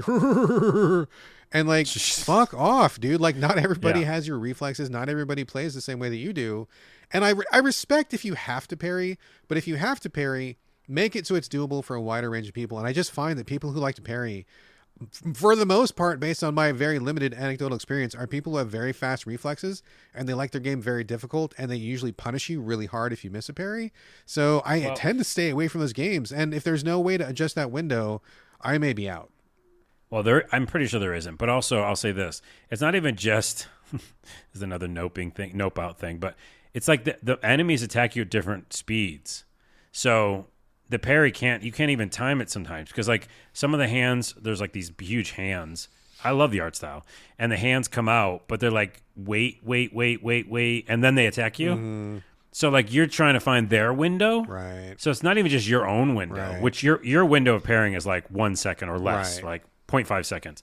And so it's like you're finding out when they're going to actually hit you, because they kind of like do a delayed attack. The delayed attack is just like motherfucking no, because people are doing that in response to the prevalence of Souls, where it was really predictable at first, and then people are like, oh, that's too easy, you can predict it. So now they want to punish you by having these delayed attacks and weirdly timed attacks to really get you. And it's like, I'm just not up for that. Your parry window is small, and you're going to try to trick me on top of that. Like, that is not where my head is at these days. That does not sound good to me. Here's what I'll say. I'm going to go back to the boss probably later tonight, and I'm going to just try to brute force it and see if I don't have to use this kind of parry thing, because I've been trying to just do the parry thing because it seems like that's what they want me to do.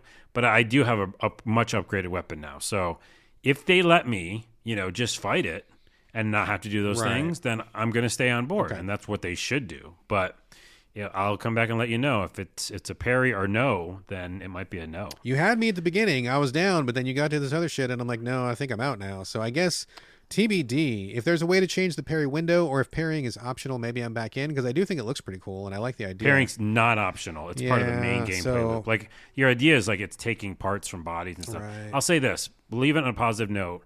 I've never seen a game like this. I like that there's no difficulty setting actually, because it's like this is the game. Right, you know, right. I kind of like that. I like the art style. I like the idea, which is totally unique, which is you're getting body parts and I do like that upgrading idea. yourself with them. And it kind of has some Souls-like stuff that isn't heavy Souls. So it's like, you know, you can die and go back if you want, but you don't have to. And I really like the environments and stuff. So there's a lot to like. Let's see about the boss. All right, TBD. We'll see. That is Grime, Colors of Rot. You're playing it on what, PlayStation? I am playing on PlayStation. I believe it just came out. It's been on PC for a long time, at least a year, if not more. But I believe it's just now coming to PlayStation, Xbox, Switch as well, I think. So, okay. All right, let me talk about something that I actually really, really liked a lot. I love to end the show on a high note here. Talking about Raptor Boyfriend, a high school romance. Oh, interesting. Did I not just sell you just on that title all by itself? It's a pretty good title, and I have seen it in the store. Yes. So I'm interested to see what you're going to say, but it sounds like you liked it. I mean, that title, I'm like, I don't care what this game is. I got to check it out now because, I mean, a title like that, like, there's just no denying that. It is a visual novel, hand-drawn, heavily story-based, just as you might expect. And it is literally about what it says. You play a girl who, in the beginning of the game, kind of paints herself as kind of like a person with not many friends. She's returning to a town that she hasn't been to in a long time because her grandma just died. And so she inherited the house. She's moving there with her dad. And so she's a high school senior and she's bummed because she's got to enter a new high school senior year. Now that didn't happen to me, but I know that that's kind of like a really, really bummer thing to do. Changing schools in general is awful, and changing in your senior year, that's got to be hard. Did you ever have a problem like that, Carlos? I definitely switched schools a lot, but I switched schools up into like a bunch. And then when I got to like 7th or 8th grade, I think, I just stayed in the same one. So I was lucky in that part. Okay. That kind of mirrors me too. I switched around a lot. My mom and dad moved a lot for work. And I just I didn't like a particular school. We had some school issues back in the day. So I think when I got to about 8th or 9th grade, that was when I kind of locked in and I stayed the rest of the way. So yeah, same. Yeah. Oh, wait. That's okay. So it's funny that the same. And we have to use this opportunity for a tangent because I'll never tell the story again. Yeah. Is a long time ago, I think it was 4th grade, maybe 4th or I think of 4th grade, 3rd and 4th grade, I think. I went to a church school. So it was like the school that you go to where you like have prayer class. Oh, yeah. I went to a religious Bible school class when I was a kid too myself. Okay, yeah. But it wasn't like a traditional one. It was kind of like, I don't know, just a kind of generic-y Christian one. Was this like one of those ones where they're trying to stamp out your native culture? No, not at all. Oh, not like those Canadian ones? No. Okay, this is again. It was very lighthearted in a way. Oh, I was just checking because that's the big thing. I hear a lot of Native people say they get sent to those things to erase their culture, which is shitty. Also, I wasn't even like considered Native until like 16 or 17 because that's a whole other story. I was just the Native didn't kick in until puberty. Well, that's funny, but no. Like I think I told it before, but we didn't even like go into it because we just basically like were considered Mexican because our Native culture was like hidden. Because it was dangerous to be a Native American. Have we talked about this? Not really. Okay. Anyways, that's another tangent. My tangent for a school is I went to some weird church school, and again, we'd have Bible class and stuff like that. But I remember the pizza being amazing. That's one memory. Christian pizza is the bomb. Christian pizza was the bomb. Anyway, so once we went from there, we moved, and I also think that cost money, and we were like super poor. Oh, yeah. So stop that. Carl's going back to public school. And in 5th grade, I went to public school in upstate New York in kind of like the city part of it. And it was such a harsh like change because I was going from like Bible school, right? And people were super friendly. I got to say that about them, right? Like the whole school was like very friendly and nice. And then I went to school and they were like, we're going to cut you. Like I just felt like in danger. Good old public school, yep. Yeah, like kids had knives. I remember like back then. Oh, yeah. This is before guns. I don't know or whatever. Oh, dude, but kids in my school had knives all the time. It was a constant fear, yeah. It was like you could get stabbed or something. I was like, what the fuck? I just remember that that comparison and that contrast being super strong. Oh yeah, I It's scary. same. I went to a Catholic school for a while. My mom was like super religious, and so for a while I was going, and I had a little outfit and Bible class and stuff, and I hated, fucking hated every second of it. I was glad to get back to a public school, although I didn't want to go to school in general. But yeah, at my other schools, definitely violence was a problem. And this, again, like you said, this was before guns. I was never afraid of anybody bringing a gun to school. And in fact, I mean, the one time somebody brought a gun to school, I think was my senior year, and we were all like, "Oh my god, what's going on? A gun!" Like we were very Right. shocked. Yeah. And it didn't even get fired or anything. I think the cops came and they got it and everything. But like knives, there was constantly Yeah, like knives. people going, like the principal going in people's locker and like, you know, somebody said you got a knife and they're checking it out and finding knives in backpacks and stuff. How So, interesting. Isn't it interesting? I didn't even plan to bring it up, but that really is a huge commentary about where we're at right yeah, now. it just progressed and progressed. And now it's like you don't even blink at a school shooting, which is terrible. Well, I do blink. I mean, Yeah. we shouldn't even say that statement. Yes, we should all blink. We should. All I mean, we should. I'm fucking just saying, blink. like in general, we should be doing a lot more about that. You know, I think it's Yeah, atrocious, but you know, we need to do more Yeah. than hearts and prayers. Agreed. But yeah. Anyways, the knife thing was like a surprise to me. oh yeah. Anyways, back to Raptor. Raptor boyfriend. I guess that's kind of a tangent because he's got raptor feet and they've kind of got like knife-like talons on his Nice feet. feet, yes, I'm going to tie that in. Anyway, so she goes to this school. I think her name is Stella, I'm pretty sure. And she's like, oh, you know, I got to make friends. This is really awkward. I don't know what's going to happen. She has a really rotten first day, but on the first day, she meets this literally a velociraptor with a backwards turned hat. He comes in down the hall on a skateboard because he's a radical dude. And he's just like, hey, what's up? I'm a raptor riding a skateboard. And I even retweeted a picture of it yesterday. If you check my feed, you'll see it literally says, yes, I'm a raptor on a skateboard. And that to me, like, that just sold the game to me right there. So he just talks to you and he's like, hey, welcome to town. And then you slowly find out that this town is full of cryptids. Like, you didn't realize that at the beginning of the game, but it's like a little bit later in the day, you meet she looks like a moth girl, but she's actually kind of a fairy, kind of like an insect-like fairy. And then she's got an X, I think that's like a ghost. And then later on, you meet your old friend that you went to summer camp with, and he actually turns out to be like a Sasquatch. And so, Yeah, he's the Bigfoot. Exactly. And so, like, all of a sudden, you go from this town that's going to be a drag to like, oh wait, everybody in this town is like a cryptid, and I'm like a human, and so this is really unusual. It kind of turns the whole game on its ear. But you talk to them just like normal. They give you their number, and you call. They want to go party and smoke weed on the beach, and they invite you and stuff, and you just kind of go from there. It's really interesting. I think the artwork is excellent. I really love the artwork. It's very bright and colorful and really sharply drawn. So that's good. I think the writing is really funny. I've laughed out loud a couple times. I think that's great. It's very, you know, kind of coming of age teen, a lot of jokes. You can play it serious. You can play it jokey.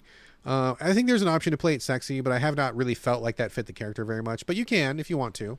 I'm assuming you're going to eventually get into, you know, more romantic lane with one or maybe all of these creatures. I'm not sure if there's anybody else in the game or not. But I really dig the vibe. It's really fun. I think the dialogue just kind of flows. There's not a ton of choices so far, but I feel like there are enough choices to keep me engaged. And I feel like the dialogue is good enough that I don't mind reading it. And it's also the right amount of dialogue. I'm not drowning in paragraphs and paragraphs and paragraphs. It's like, you know, one or two lines, they talk, one or two lines, they talk, a choice. Like, it goes pretty quickly. I feel like it's very well paced for a graphic novel, or visual novel, excuse me. And I feel like it's right in the pocket of what I want. You get back to your house, there's a couple things. You can check messages. You can check the notebook on the fridge. You can do a couple more things at home, like real basic as your hub, and then you can kind of choose what to do. So I just started it recently. I'm not like all the way through. I haven't finished it or anything, but so far I'm really liking this one a lot. I think it's really kooky and fun. I think it looks great. I'm really enjoying it. And the biggest surprise of all, Carlos, the biggest surprise of all, do you know who publishes this game? Oh, I mean, I won't look. You tell me. I don't know. Rata fucking Laika publishes this game. What? I was like, what? Oh my God, I didn't realize that. They got me again, except for this time they didn't get me because I think it's actually like, it's probably the best game they've ever published, dude. A Rata like a surprise. Rata like a surprise. That'd be a good title for the podcast. But Rata like a surprise. So I feel like they had literally nothing to do with the development. It's like a totally separate developer. No. The developer's Rocket Adrift. Yes, I there just you looked it go. up. Yeah, but boy, you know, Rata Laika, as we've talked about on the show many, many times, has this penchant for really kind of broken, super difficult platformy, no pity games. That's kind of what their bucket is, and they keep suckering me over and over and over. But they made a big left turn. This is like just a visual novel. Like there's no hardcore platforming. There's no try and die. There's no Souls-like bullshit or anything. I'm surprised that they published this, but good for them because I feel like this was a smart get. I hate to take it back. Oh, no. But I just looked it up. What? And the publisher is listed as also Rocket Adrift. Really? Because I looked and when they started up on the Switch, Ratalaika was on there. Are you sure? They're not involved in any way? Maybe they gave them some money, but they're not anywhere in the wiki page at all. It's like the publisher's just the developer. Interesting. It's using the engine Ren'Py, so maybe Ratalaika is part of that. Okay, well, I just don't want to give them their due because that's fair. They've been like the enemy of the show. So we need to make sure where we are on Ratalaika. That's all I know. I mean, no, that's totally fair. I clearly saw the Ratalaika logo when it came up, and I just assumed they were the publisher. So okay, put a pin in that. I'm gonna come back. I'll do further research, and we'll see. If it was them, good on them. If it wasn't them, then I just gave everybody the false impression. But you didn't. Okay, let's just follow this trail real quick. It says right here. Oh my goodness. Sorry, my Windows is doing something. No. Every time I try to get to something, it says Raptor Boyfriend, a high school romance, Rocket Adrift, Ratalaika Games SL. So co-publishing? I don't know what that means. Co-publishing or something. So you're not wrong, but also I won't. Let's not give him full credit. We'll give him half credit or something. Yeah, it's got to be half. I bet you they just gave him money, which is fine. It's possible. Whatever they're involved, I don't know what they're doing. But this seems very out of character for Ratalaika, but in a very good way. I feel like that's excellent. Yeah. So far, I'm really liking Raptor Boyfriend a lot. I think it's really funny and cute, and I love it. And I'm gonna definitely keep going and play and finish it. And I will. I'll probably circle back once I wrap it up. Maybe see how many storylines there are. Maybe there's more romance characters pop up. We'll see. But so far, thumbs up. Check it out. Thumbs up. Check it out. Yes. But also, an extra check it out. It's in the 90s. I looked up. And they said you can collect cassette tapes and comics. Oh, okay. I've gotten one comic. I didn't find any cassette tapes yet, but I'm pretty early still, so we'll see. That's a pretty cool. Like that's an in for me. Like I'm from the 90s. I like the 90s stuff. All right, cool. That is definitely a thumbs up though. So Raptor Boyfriend, a high school romance. I'm digging it so far. Last game of the show before we get out of here, Carlos. Chorus, but it's not Chorus. It's Chorvs or Chorvs with a Chorvs. I wish they didn't do that, but I think it's Chorus. I played it a while ago. I have some thoughts, but you just cracked into it. What made you pick this game up now out of the blue, Carlos? Well, your favorite service, Game Pass. Nice. Yeah, it just showed up on there. Oh, did it? Okay. I knew you had played it, and I forgot what you said. It said something like you kind of liked it or kind of didn't. We'll get to it. I'm not sure. I'll keep me in suspense for a minute.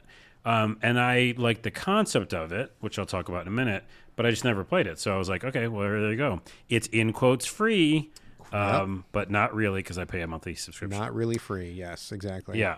So Chorus with a V, so Chorvs, but it's Chorus, is by Deep Silver, by the way, but Deep Silver Fish Labs, which is like an offshoot of Deep Silver. Yeah, subsidiary something. Yeah, and so, Deep Silver is huge for Saints Row, Dead Island, etc., but this is like a smaller subsection that worked in this game. And it's a totally different type of game. It's a sci-fi shooter game, a spaceship shooter game, but with a really interesting story and very interesting controls. It took me a minute to get used to, and I'm excited to hear your take on those. But yeah, I'm very into the idea of, watching media and then playing the game that's like it.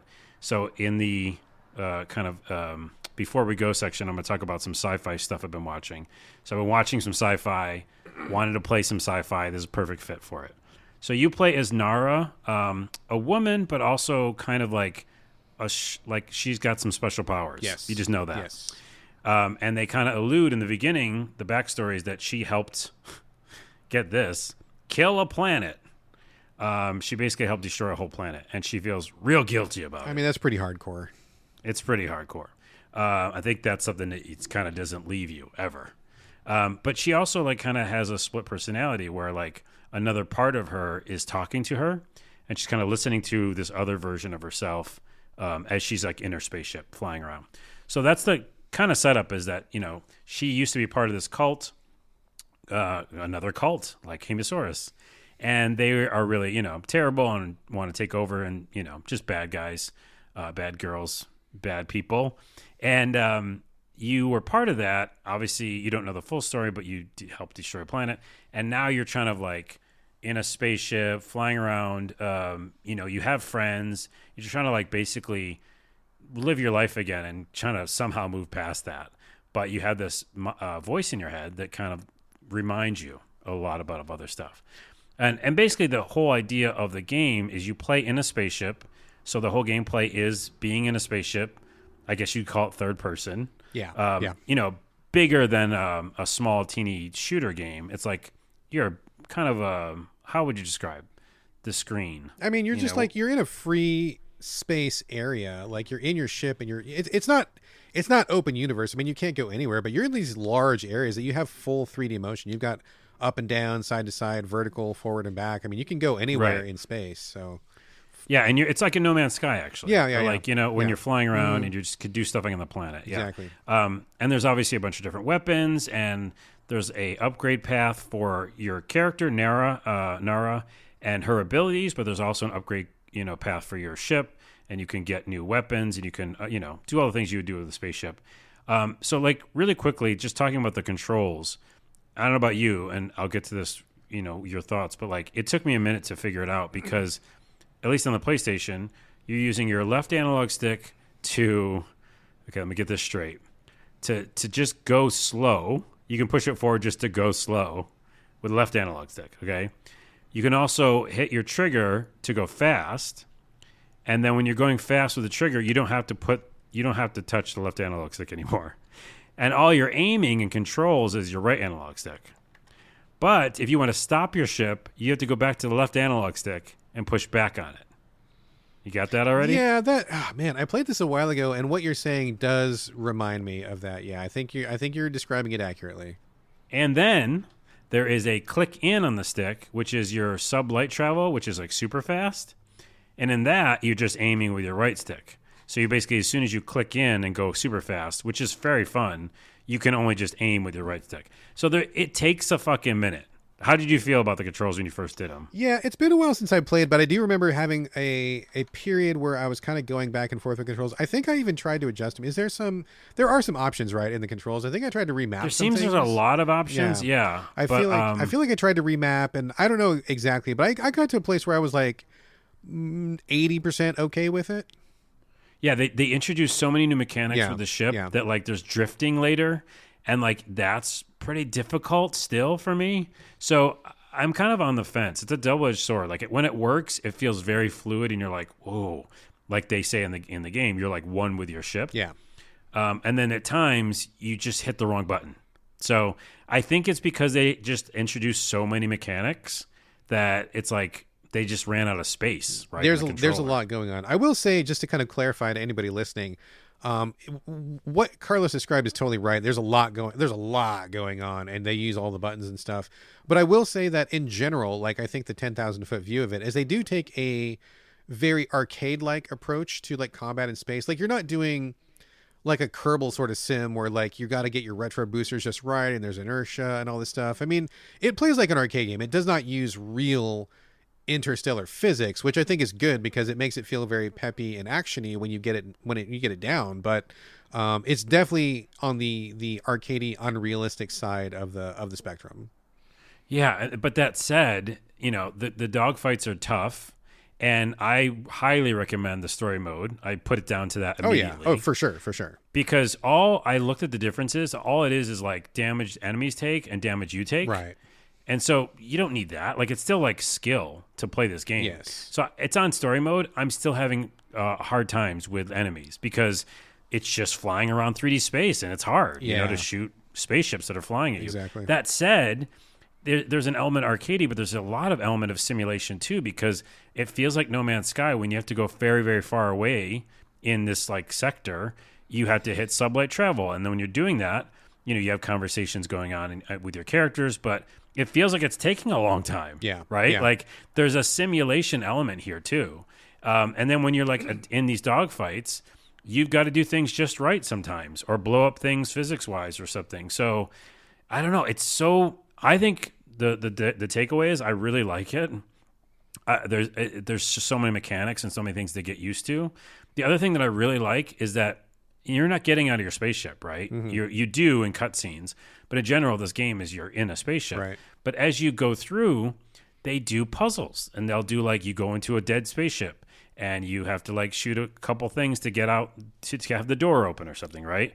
But when you're in these areas, you can like look at memories, which is what a lot of games do, and you hit a scan button and it like finds memories, and then you're just hearing cutscenes. I weirdly enough had like connection with the characters in some of these story beats because I think some of the writing's pretty good later on. And then you're kind of like traversing areas that isn't all about going fast. Yeah. It's about going slow. Exploring some stuff. And like you really have to take advantage of 3D space. That was kind of the I don't want to say it's like difficult for me, but like it was definitely making me use my brain a little bit differently, where just like you said, there are areas that are kind of exploration, there are kind of puzzles, and sometimes you got to really think about like the underside of something or how you're circling around something. It's not just all right there on a 2D plane. But in addition to that, there's also like, there's story quests, but there's also a wide variety of things to do. There's like escort quests, there's like find things, there's rescue, collect things, there's side quests, there's different characters to talk to, there's races. Yep. So it's not just like one linear mission after another. Like you get to an area and you'll talk to people, and some you can help if you want to, some you don't. You can choose what you want to do. So it kind of feels like an open world game a little bit. Yes. But it's also like an open galaxy game, and you're kind of flying around doing whatever you want to do while you're in the spaceship, and also at the same time really being asked to take advantage of the full 3D space. And I'm glad you brought that up. It's like an open space game instead of open world game. Exactly. That's a pretty good name for a title too. But you can also find credits and random shit lying around too, by the way. So you can scan and just find things and stuff. Salvage stuff. And in one of the side missions I did, which I highly recommend all the side missions, it was just protecting these cargo ships or something, right? You either fight things, or sometimes not fighting. It's sometimes just escorting or like finding somebody's thing they lost, or like you said, like I said earlier, like a race, and you're just racing somebody to get them back to the story bit. And then there's these warp gates that are really fucking fun, like highway travel, which is where you go into this jet stream and it just propels your ship forward. I think the rumble's done really well, and I fucking really like this game. The last thing I'll say that should definitely be what get people to play it is that as Nara gets stronger, her abilities get crazy, and I have a feeling at the end of this game it's going to be like this kind of Matrix thing where, remember, she killed the planet, right. So the second, did you get the second power, which is the warp thing? I think so. I didn't finish it, but I got at least halfway through, if not more. Okay, well, that second power, I think, or third power, is the warp. And it makes you feel like this Matrix character because you're in a spaceship, but you hit the warp button and it immediately warps you, like teleports you to right behind the enemy. Yeah. And so you just like can fucking blow them up. It just makes you feel like a badass when you're doing that, like chaining that together. Then you're doing a drift. Then you shooting your missiles, and the whole time there's a great upgrade path with your ship. So I really fucking like it, man. I was just kept going like, do I love this game? Yeah. No, I liked it a lot when I played it. I really liked it. I didn't finish it because I had other stuff to cover, but I believe it's on my. I was actually just looking at my backlogged the other day, looking at all the games that I was like, and I'm pretty sure it's on there because it's one that I definitely want to get around to and finish. I had a great time with it, and I wish I had more time to play it at the moment when I was playing it. But now that you're talking about it, it's like, oh man, I could go upstairs and fire that up. That was a really good game. I really liked it a lot. It's also pretty fucking beautiful. Yeah. Like it's got it's the last thing I want to say is it's got a very much Control looking aesthetic. Yes. The game Control. Yes. So you play as a woman. Control has a main protagonist as a woman, and there's a lot of cubes and a lot of alien looking things and a lot of red, right? The things that we liked out of Evil West kind of. Yeah, the inverted pyramid, upside down lighting thing. Yes. Yeah. So such really beautiful graphics, and it does remind me of No Man's Sky and the fact that I can just go out into this space and explore for a while, and they don't make you, like you said, go to the main missions if you don't want to. So you just kind of like fuck around. And, yeah. Again, I'm alluding to what I'll talk about at the end of the show, but I'm watching a lot of sci-fi stuff, and it is perfect for that. Like, I just go in and do a few missions and then shut it down, and it's so fun, man. It's a great game. Highly recommend it. I agree with you. I think your recommendation is dead on. God, you make me want to go like fire it up right now. But yeah, it's interesting because I think it's not what you would expect. and it kind of came out. We haven't had a lot of space shooty type games like this lately, and I feel like it was really well done. I feel like this one deserves a lot more attention. I know that some people, liked it when it came out, but I don't feel like it really made the splash that it deserved to. I don't think it would. Yeah, I feel I'm really glad you came back to this one, and I really hope that anybody listening will give it a shot. If it's on Game Pass, that's awesome. I'm sure it's probably on sale as well. Probably a lot of holiday sales going on right now. But this is one that I feel like is a pretty solid recommend. I liked it a lot. It seems like you love it a lot, so this is definitely a check it out for me. Definitely check it out. And last thing I'll say is you just kind of like maybe think of it.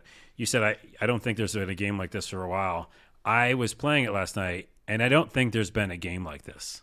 Period. Right. Full stop. Yeah. I Full mean, motherfucking I kind of stop. agree. I kind of agree. Because you and I have played every game, and I love sci-fi games and can't get enough of them, just like sci-fi movies or shows, and they're few and far between, right? Everyone's very excited for Dead Space and stuff like that because we don't get them a lot. There's not been a game like this, I don't think. I think back in the PC days, I played a lot of Star Control or like Space Quest or something, where it felt like you do some sci-fi stuff and then you do a lot of like story missions, or you do like cargo stuff, But yeah, besides like the big games that are like the MMO, what's the MMO? That sci-fi MMO that everybody plays, whatever. Yeah, I know what you're talking about. You're talking about the Star Citizen or whatever bullshit. Yeah. Those, there's some that are simulation heavy like and Freelancer, stuff. Is that what it's called? Freelancer, yeah. There's this is more action oriented, but it's also got really good side stories. Well, I was gonna say, the only thing that really comes to mind, like if we're talking about the combat, I mean, you're talking about something like Wing Commander or even Colony Wars, like a million years ago. But even more recent than that, which does not even really approach what Chorus does. There was one that came out recently where it, and by recent I mean 4 or 5 years ago, where you kind of did the same thing, but not anywhere near as great, not as well developed, and it was more about the economy. It had like a lot of bluegrass and country music. That's what really stood out to me, because as you were flying around space, there were all these like country songs that were playing. It came out on PlayStation 4. It might also be on PlayStation 5. That one was like, okay, you had some combat, but the combat didn't feel great. It was first person, not third person, although there might have been a clickable third person. But it was more about like, get a box and bring it to this other galaxy and sell it for more money, like some economy stuff that was kind of a drag. And it just didn't really even approach the arcadey and like the fully realized kind of superpowers and the flying around and the action that Chorus is really bringing. This just feels like 7 notches above that. I can't remember the name of that game. Right. What it does is it marries what you just said, that style of game, which people kind of have played in the old PC world in that game. But it marries it with, like, I kind of think of it as a third-person action game. Almost, yeah, just about. Right? Yeah. You just happen to be in a spaceship. If she wasn't in a spaceship, it would be like Control. Yeah. It feels like, and also like Control, you get stronger and stronger with different abilities. Yeah. And Nara literally gets stronger and stronger with different abilities. Those abilities are really cool. I think that really makes a difference. It's not just like you're buying bigger guns for your ship, but you're able to do like different, like you said, Matrixy shit, which is really fucking cool. Oh, and you mean AI robot or AI spaceship that's like your friend. Yeah, your spaceship is your buddy. That's true. Yeah, it's so crazy. So anyways, I can't recommend it enough. Check it out. I gotta play this after the show. God damn it. I know, especially after we talk about sci-fi. I have no time to play it, but God, I want to play it right now. Shit. You're gonna. All right. That is Chorus. That is definitely a check it out for sure. Yes? Mm-hmm. Yes, check it out. And how. All right, cool. That is going to do it for the main portion of the show, but we still have lots of stuff to talk about here. First, a really quick shout out to Unabridged Gamer for retweeting the show last week. I just want to say thanks to that. Thank you very much, Elijah. Appreciate that.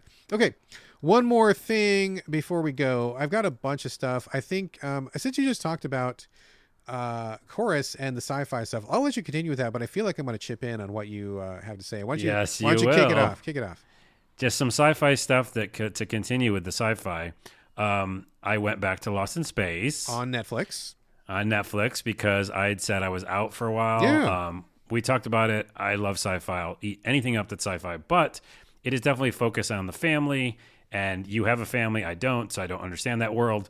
But also, it's as I went back to it, it's not just the family stuff. It is kind of a drama first. Oh yeah, for sure. It's really spends a lot of time on scenes and characters talking about their thoughts and their fears and stuff. And so that's there. But I got to see at some point that one of my favorite actresses, Parker Posey's in it. And I forgot that she was in it. Yeah. And she's so good. Her character's so good. And they do ramp up the action and stuff like that. And I won't say any spoiler stuff, but the beginning that lasts for like the first 2 or 3 episodes, it's kind of like oppressive environment, is gone at some point. Yep. And so it kind of changes what the show's kind of like after that. So I'm just like, I'm back in. I think I'm back in. I think it spends a little bit too long on some scenes that are drama, I think. But at the end of the day, it's just done really well. So I am definitely back in. I'm like watching some of that and then playing some Chorus. Right on. What season are you in right now? Season 1 still? Just season 1, yeah. All right. I know there's 3 seasons. Jeez. Yeah, we just finished it, like I want to say last week or the week before. We watched all 3 seasons. Man, I love that show so much. Lost in Space is so great. Parker Posey fucking kills it in that show. She's so good. Not only is she just really generally good, but she is channeling the original Dr. Smith from the 60s Lost in Space, like in a fresh new way. She captures his vibe like all the way. And she just really goes back and forth between being this really like twisted, evil, fucked up, dark person to somebody who actually is really nice and helpful. And that swing feels legitimate. When they get into her backstory a little bit, like it all kind of makes sense. And who she is as a person really comes full circle. I think she did a tremendous job. But I think everybody in the cast is awesome. I think... I mean, basically everything that happens is really cool. I was in from start to finish as being a fan of the original. But even if you don't know the original, you can just jump into it. And I think it just did a great job. Unfortunately, a little bit of sad news. The showrunner, who I feel did such a tremendous job on this show, actually died. So there were some talks about maybe extending it past season 3. It is a 3-episode arc, so you do get to a conclusion for sure. Mm-hmm. They don't leave it hanging, but there was talk of, it was pretty well received. Maybe we'll do like a second show or something. But the person who was behind the whole thing died, unfortunately, and I don't know what it would be like without them. I feel like they were so key to how successful the show was. So that's a real bummer. Yeah. Well, they did get 3 seasons though, and it does finish for sure. Yeah. So. Well, I'm gonna go check it out still. Speaking of the sci-fi stuff, so as you know, I played High on Life, and I'm still kind of playing it. I don't think I brought this back to the show, but when you go back to the game, I did encounter a bug, and it was pretty bad, but the community helped me out, which is great. Good. And so I fixed it. But basically, after I fixed the bug, it's really cool because when you go back to the game, the main character who you talk to all the time, Gene, he's like, "Oh, so you took care of everything. Cool. Thanks for doing that. You can just keep doing shit if you want, which is like what we all kind of all expect out of games nowadays. But I just like that they acknowledged it, and it wasn't just like, load previous save. Gotcha. That's cool. Interesting. Yeah, okay. And then there's just so many collectible things to do. So I bring that up because that's a sci-fi kind of experience. You're running around doing things. I know we're long on the show, but there's actually a movie theater you can unlock, which I'm just about to do. Mm-hmm. This is all post-game. And the Red Letter Media, do you know those guys from YouTube? I do not, but I've heard of them, but I'm not super familiar with them. Yeah. Just think of basically if you go to the movie theater, there's full movie in there. I don't know if there's 1 or 2, but there's a whole movie with Red Letter Media guys from YouTube doing like mystery theater. Oh wow. Mystery Science Theater to the whole movie. I heard that Tammy and the T-Rex, the entire movie is in that game. Is that the one? Yes, that is true. That's on TV. Anyway, so they license a bunch of movies, which is kind of a spoiler, but that's funny. And then there's a whole movie theater that you can go to. And so along the lines of that, I've been watching more Rick and Morty, even though I think I've seen everything now, but I'm kind of going back. That's got me in a sci-fi mood. And then I went to watch Solar Opposites because I hadn't finished that series, which is also Justin Roiland. Solar Opposites. So I'm in a sci-fi thing. Man, you were into it. Excellent. All right, cool. I don't have any... Well, okay, I got one kind of sci-fi related, but I'm going to be pivoting off that in a second. But I will mention, my son and I are kind of watching the original Transformers TV series from the 80s, from like 84, 85, 86. We finished season 1. And we're into season 2 now, which is right before Transformers the movie. And it's really interesting. I'm really digging it. Some episodes are better than others for sure, and they have a lot of different writers. And this is kind of from the era before they really figured out you need to have a series Bible, you need to have a showrunner to stop like continuity errors and to keep a storyline going. I mean, at that time when they were making this cartoon, it was always like you didn't have like any guarantee you'd be able to see any of the other episodes. Every episode had to be kind of standalone, but at some point they did have story bridges between episodes, and it was kind of cool. Some of the inconsistencies we found have been pretty howler howler worthy where we're just like, oh my god, did this guy not see the other episode? What the hell? Like crazy stuff kind of happens. But at one point, there's a couple writers that we like more than others, and these guys are actually kind of pushing it forward. At one point in the season 2, they take things off of Earth and they start having the Transformers go into space, and it's pretty cool and kind of mind blowing because they reveal that. For most of the shows, the Transformers, they're on Earth, they're cars and planes, and they do stuff on Earth, and they're stealing energy and blah, blah, blah. But when they take it back to space, you realize that, like, the Transformers and their planet of Cybertron were just one planet in this giant pantheon of other races. Like, they start introducing, like, just, like, all these other aliens out in space. Like, it just turns out that Transformers, they're not, like, gods of the universe or anything. They just come from a mechanical planet, but like there's a bunch of other mechanical planets, there's a bunch of other flesh planets, there's a bunch of other stuff out there, and to see the scope of the Transformers universe widen like that is pretty cool. Like, pretty cool little trick they did, because you get used to just thinking we're going to do all of our adventures on Earth and it's going to be basically the same thing every time, and these episodes aren't really going to go anywhere. But man, they really do make an effort to like expand the mythology and expand the concept of what it means to be in that universe. So I thought that was pretty cool. The first episode where it really pulls back, I think, is probably it's called The Gambler. It's in season 2, and that's when you start to realize, oh, wait a minute, fuck. There's like a bunch of other dudes out in space, and these Transformers are just like, they're just another bunch of dudes. Like, there's all these other guys. They're just like people, and you realize they're not just gods, but they're like just, one more group of folks that you bump into. So it's a pretty interesting thing. Pretty interesting thing. Okay, getting off of sci-fi. I watched Blade recently. Did we talk about Blade already? Blade? No. Wesley Snipes Blade? Yeah, the Wesley Snipes Blade pre-MCU. I haven't seen it a long time ago. Oh, no. Dude, I haven't seen it since it was in theaters. I saw it in theaters when I think I was in high school or something like that. But yeah, Blade, the vampire hunter, the half vampire from Marvel Comics. This is a movie from before the MCU even existed. And it was one of the really, really good ones that came out. I hadn't seen it in a million years, but my son knows who Blade is, and he wanted to check it out. I'm like, oh, it would be kind of cool to check it out. Man, that movie kicks ass. It's still really good. Really? It's really held up really well. I think it would be very easy to slot this into the MCU, which they're doing. They're replacing, it's not Wesley Snipes, it's Mahershala Ali, I believe, is going to take his place. But man, you watch Blade, the first one with Wesley Snipes, you're like, that motherfucker is Blade. Like, he's born to play that role. He just fits it so well. Action's fucking awesome. The first opening scene, which is really iconic, of like Blade going into an underground vampire club with blood showers on the ceiling. Fucking phenomenal, dude. It's like just this crazy like martial arts and killing and guns and blood over the place. It's just like bam, bam, bam, bam, bam. Just like super cool. Like great movie. Like, it totally holds up.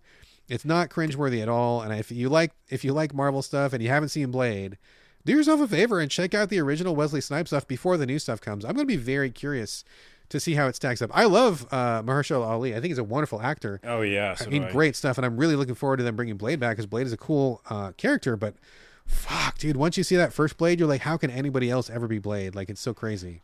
Dude, I'm just surprised that the action and everything like held up over time. Man, because so great. Did they not do a lot of CG? I'm guessing that. No, right? not at all. Like, it was all practical effects, dude. Practical, yeah. That makes it hold up longer. So cool. Yeah, all right, yeah. Maybe I'll go check it out. Definitely check that out. And I want to give a couple shout outs to some shows I'm watching now. On Amazon, I'm watching The Outlaws. Have you seen this? I've seen it pop up. I haven't watched it yet. So this is a British show. It's run by Stephen Merchant, and isn't he the one? Did he work on that game you talked about The recently? Office No, and Ricky Gervais. Yeah, that stuff. But did he have any in the what's that game you just talked about? Hello Ladies, by the way, is a great series that no one's watched. Have you ever seen Hello Ladies? I've seen it. I know of it. I have not watched it. Oh, he's in it. He's a star. He produced that. Did he have anything to do with Stanley Parable or not? Is that a different guy that I'm thinking of? Oh, he was a voice in that, I think, or in Portal. Was he in Portal? I can't remember. It was Portal one of 2, those, maybe. One of those games. I think it was in Portal 2. And I have seen The Outlaws now that I'm looking at it. Yes, I did. I saw 2 episodes of it. Okay. Oh, okay. You've seen it. Okay. So basically, this is a bunch of people from different walks of life commit various crimes in England, and then they have to go do community service, and that's how they are brought together. These are people who otherwise would have never met each other. There's like a really famous Instagram star. There's like a right-wing businessman. There's like a guy who's like, I don't know, like a street kid who's like kind of mixed up with drugs. There's a smart kid who's going off to college, et cetera, a lawyer. There's motherfucking Christopher Walken. And Christopher Walken, yes. And man, they come together, and the basic premise, and this is not a giveaway. I mean, this is in the trailer. They're working at this old community service thing that they're fixing up as part of their sentence, and they find this giant bag of money in the ceiling, and so they have to decide what to do with it. But it's not just about that. I mean, it's really about like each character, where they're from, how they relate to other people, what their background is, what their view on life is, and they kind of go through each character in a really great way and just really illustrate them really richly. I love it. It's really, really good. Christopher Walken kills in this because he is leaning so hard into his own Christopher Walken-ness. He's at that age where he knows he's a character, and he's just like doing it like to 11, which is great. It's so fucking funny. But everybody else does a great job. I think this show is amazing. Really enjoying it. And it reminds me a lot of Misfits. You ever watch Misfits? Yes. I can't remember it though right So now. basically the same premise with Misfits, except for with Misfits, when people go to community service, a meteor passes overhead and everybody gets superpowers. And so you have the show where everybody in the show is a fuck up. They're dumb, or they're criminals, or they're stupid, or they're really immature, and they get these superpowers. And it just goes to show that having superpowers does not make you a hero, because they continue to do really dumb, fucking stupid shit, even with superpowers. So basically, the Outlaws is like Misfits minus superpowers plus Christopher Walken. Both those shows are great, but I'm really enjoying the Outlaws right now. It's really good.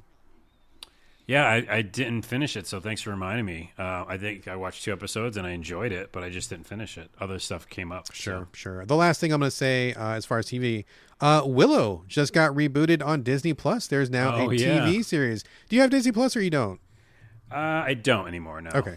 I just watched the first episode last night, and I got to say, it was pretty good. I was not sure. I mean, I'm a big fan of the original Willow movie. Do you like the original Willow?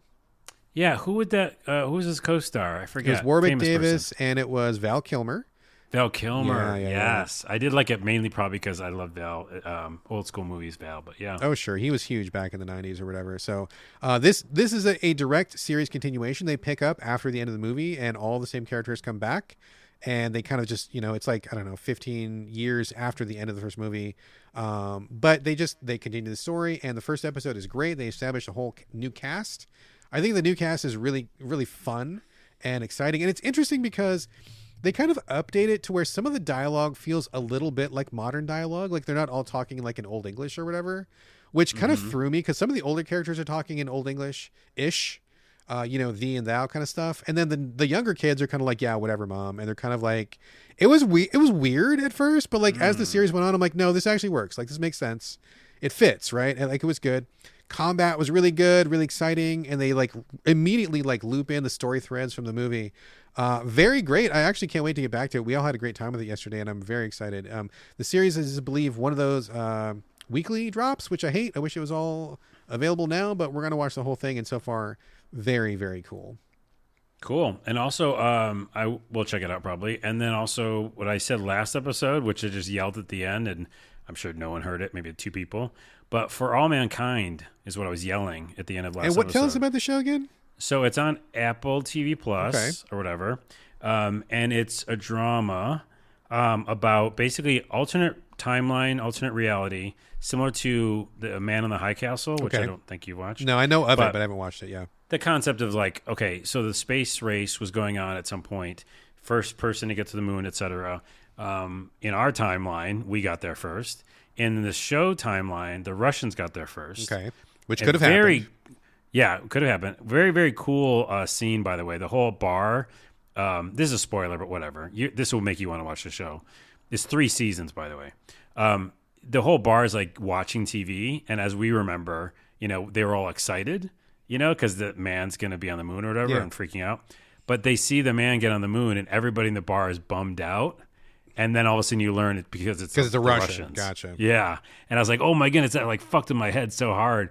But that's what this show does. It's like it basically continues the space race like it never stopped because they just keep trying to one up each other. Yeah. And it's really about, similar to Lost in Space, where it is a lot about it being a drama first and exploring like the lives of these people and these astronauts and, the families around it. But also like the politics and like the time period, because it's like, 70s, 80s or whatever. Well, actually 60s, 70s. And so, yeah, it's just really fascinating. And to see, I kind of jumped ahead and spoiled myself a little bit, but it made me want to watch it, is that each season's kind of farther in the future, which is cool, right? Like, it means like you're going to follow this almost like in an anthology in a way. Gotcha. Interesting. Okay. Which make me want to watch it more, because you go, this is the era where they're trying to, get to the moon first or whatever. Then there's another era, which I won't spoil. And then there's another era. So it's very fascinating. I mean, like, totally hook, line, and sinker for me. Interesting. For All Mankind is what you said? For All Mankind on Apple TV. And then before we go, I have one last thing. I think you want to chime in. Is this about social media? Social media, yeah. Go ahead. Uh-huh. And then we'll run out of breath. With Twitter and stuff like that, I'm obviously... I posted a tweet, but I've been wanting to leave for a while. I joined when it was created in 2007 or something, 2008. I've been using it forever. I did love what it did in the beginning when I used it, especially in San Francisco. It was a perfect networking tool. I used it probably in a very niche way, but I met people like in real life from Twitter, right? Like, it wasn't a fantasy world of like fans and followers. Like, I've done that too. Yeah, for sure. Uh-huh. Right. Yeah. But it was like, that was my main reason to use it. Like, I followed people that I wanted to work with. I then ended up working with them. I would DM them through, it would just be another email, like DMs or email. Anyways. And so then I would go to a networking event and like ask people for their Twitter, and we'd talk. Like, it would actually be a connection point. Yeah. I just have to say this because I'm not going to say anywhere else. Another thing that was really great, similar to early YouTube, is that when you did post things like content, everybody and anybody could see them.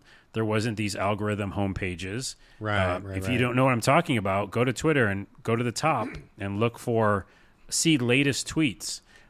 They turn that off. So normally it's used to be just show you what people tweet. Which sucks. That's the only thing anybody ever wants is latest tweets, dude.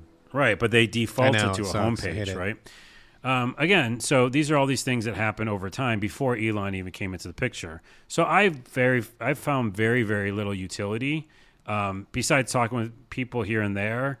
When you post content as a content creator like me, it goes into a void, and it's really hard for anybody to see anything. Right. And it's only going to get weirder and weirder as the censorship and this weird stuff comes down the pipe with Elon. We're sliding downhill quickly. Very, very quickly, and also it's already here, in my opinion, if you're a content creator. Yeah. So, long story short, that's the reason why I'm leaving. Leaving Monday, Twitter. Leaving Twitter. I'm just leaving. I'm going to Mars. But I'm going to delete the account for real this time. And so if I ever do come back to it and it feels like a cool, interesting place again, then I'll make a new account. Sure. I was like, there's no harm in making a new account. Who cares? Right. Someone can take Onawa and be like, I'm now Onawa. Who cares? You're not. That's not a fear for me. And then, like to your point, and we were talking about this, is like, what other social platforms do I want to try to use? I'm obviously on YouTube and TikTok and Instagram where I'm creating my content. But I did go to Mastodon.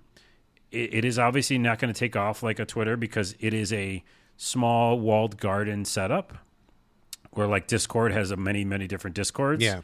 You joined a bunch of different Discords. The same thing as Mastodon. Yeah. So I did find one, and I'll take a breath here in a minute, but I did find one a few days ago, joined it, met the creator of it because it's small enough. The owner of the server that you're on? The owner of the server. And last night we were like testing video together. Like I was like his first video test, So I was like uploading my sketches. And he was like, okay, I maxed up the upload speed, or no, try it again. So we just kept like, trial and erroring the videos. So it's kind of fun to I joined only because it was a server about positivity. Yeah. It was like, no hate, no negativity here. We're just going to chill out. The world's a too crazy place already. And it's been that. Like, it's been cool. It's been relaxed and chill. Oh, that's awesome. I'm kind of in the same boat, and it's really been intensifying the last couple of days. Elon Musk, number one, fuck that guy to infinity. Complete piece of shit. He's ruining something that the entire world uses, and I feel like, whatever. We're not going to debate the ethics of this or whatever. He's doing it and it's happening, so there's nothing really more to say about it. But as someone like you, I joined Twitter in 2008, so I've been on it for 14 years. I've met so many people, made so many connections, some of them in real life, some of them just virtually. Tons of friends, tons of professional stuff. I've got a lot of gigs through Twitter. People know me through Twitter. I mean, it's just been such an integral part of life as far as news and updates on things, COVID. I mean, just everything, the economy, world, global warming stuff. I mean, I go to Twitter for basically everything. So it's really, it's really devastating to see that this one fucking shithead is destroying something that I feel like the world ultimately benefits from. I know it's got problems. It's not perfect. And, nothing is perfect these days, but I feel ultimately it was a net positive, and now that's not really true anymore. So I don't know what to do. I keep looking around for other places. I'm on Instagram, but it's a very different experience on Instagram. I started a Mastodon, but I don't want to be in the walled garden. That's not really what I'm looking for. That's not what I'm here for. So it doesn't quite serve me. And plus, Mastodon, fuck off, dude. I had to reset my password. It takes them, not even kidding, literally days to get a password reset. I asked for a password reset 2 days ago. Still haven't gotten it. It's a joke. So that sucks. Okay, well, let's put an asterisk next to that, because that's your personal experience may subject to change. Sure. Because I didn't have that, and also it is based on sometimes servers, because some servers right now are getting slammed. Sure. Because of the Twitter exit. So I would just say that will probably change. And that'll probably very change. fast. I mean, it's happening right now. This is just a quick snapshot. But regardless, I don't think that structure of Mastodon is what I'm looking for. I mean, I went to Hive, and Hive seemed pretty cool, but then people were saying there was potential data issues. I think they went down and maybe fixed it, but I don't know what's going on. I'm playing that one really cautiously. I went on Co-host. I like Co-host a lot. Co-host. I do too. I'm on there, by the way. I like Co-host a lot, but there's not many people on it, so it's not super active, which is kind of a bummer. It needs to get some momentum going. I'm on it, but I'm not posting, and nobody's posting, so no one else is posting, and so I don't know what's going to happen with that.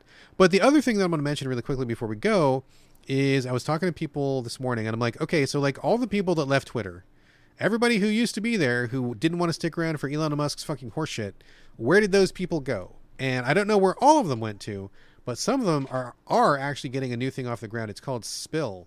It's not up yet. It's coming up in the next 6 to 8 weeks, but they are letting people reserve their screen names right now, or their handles. So you can go and check it out. Spill is being created by two black tech people who left Twitter, and they say it's going to be real positive. It's going to be about conversation. They're going to get something Twitter-like off the ground, but obviously without all the Musk bullshit in it. So I don't know what the final form is going to be, but I'm very curious to see what's going to happen. Maybe this will be it. Who knows? But I already did reserve my name on Spill. You can do it now yourself as well. You just go to their website, just Google it, SPILL. There's not much up there, but you can reserve whatever name you want, and when they get it off the ground, they'll let you know. And maybe that'll be the one. Who knows? Yeah, I just went there right now to reserve my name. But I'll say this. There's a lot of things I want to say real quick. One is an asterisk next to the Elon thing. Obviously, I don't like anything he's doing, and I never really thought he's almost similar to Trump in the way of he just has some money and then tries to finagle. Yeah, he's just a shithead with a bunch of money. He's like a finangler, yeah. So fuck that thing. But before he even showed up, the thing that I told you is for 4 or 5 years, I haven't enjoyed Twitter really. Yes, it happens to be the default place, but that could have been any company, right? It's like a Google or something, right? It's everybody goes there for the news or something.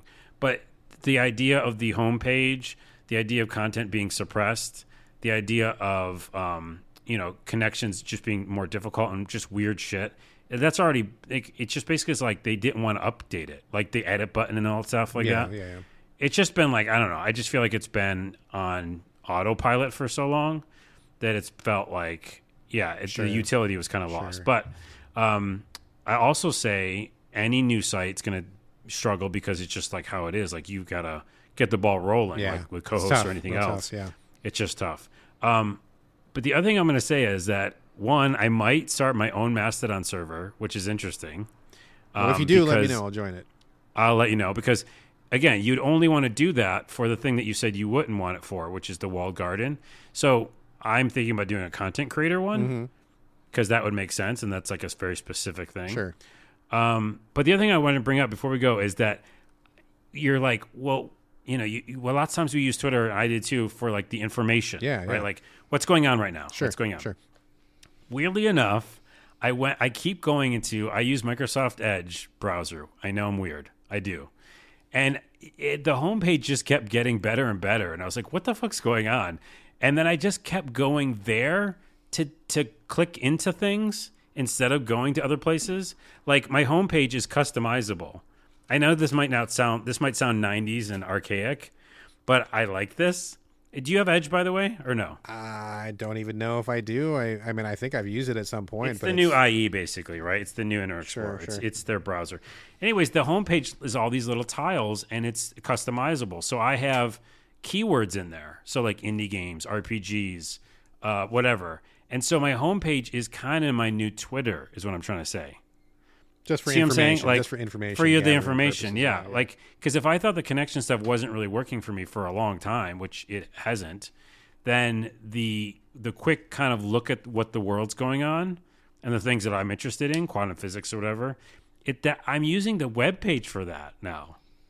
I mean, it makes sense. My kid, it's so funny because he'll do, I don't know if he uses Edge or what, but he gets on, maybe it's Google News or something. He'll get on his phone in the morning and he'll just like read the news stories and he'll fill me on some stuff that I don't know about, which is really funny. And it kind of sounds like basically what you're describing here, except for just, not an Edge, but the same kind of thing of going to a different place for news sources. So, I mean, maybe that's what we got to do. I don't know. We got to do something. I can't be living in the dark over here. So I have to figure something out. That's what I'm saying. I didn't want to live in the dark, but like when I looked at my homepage, I was like, and then I went back over to Twitter for a minute.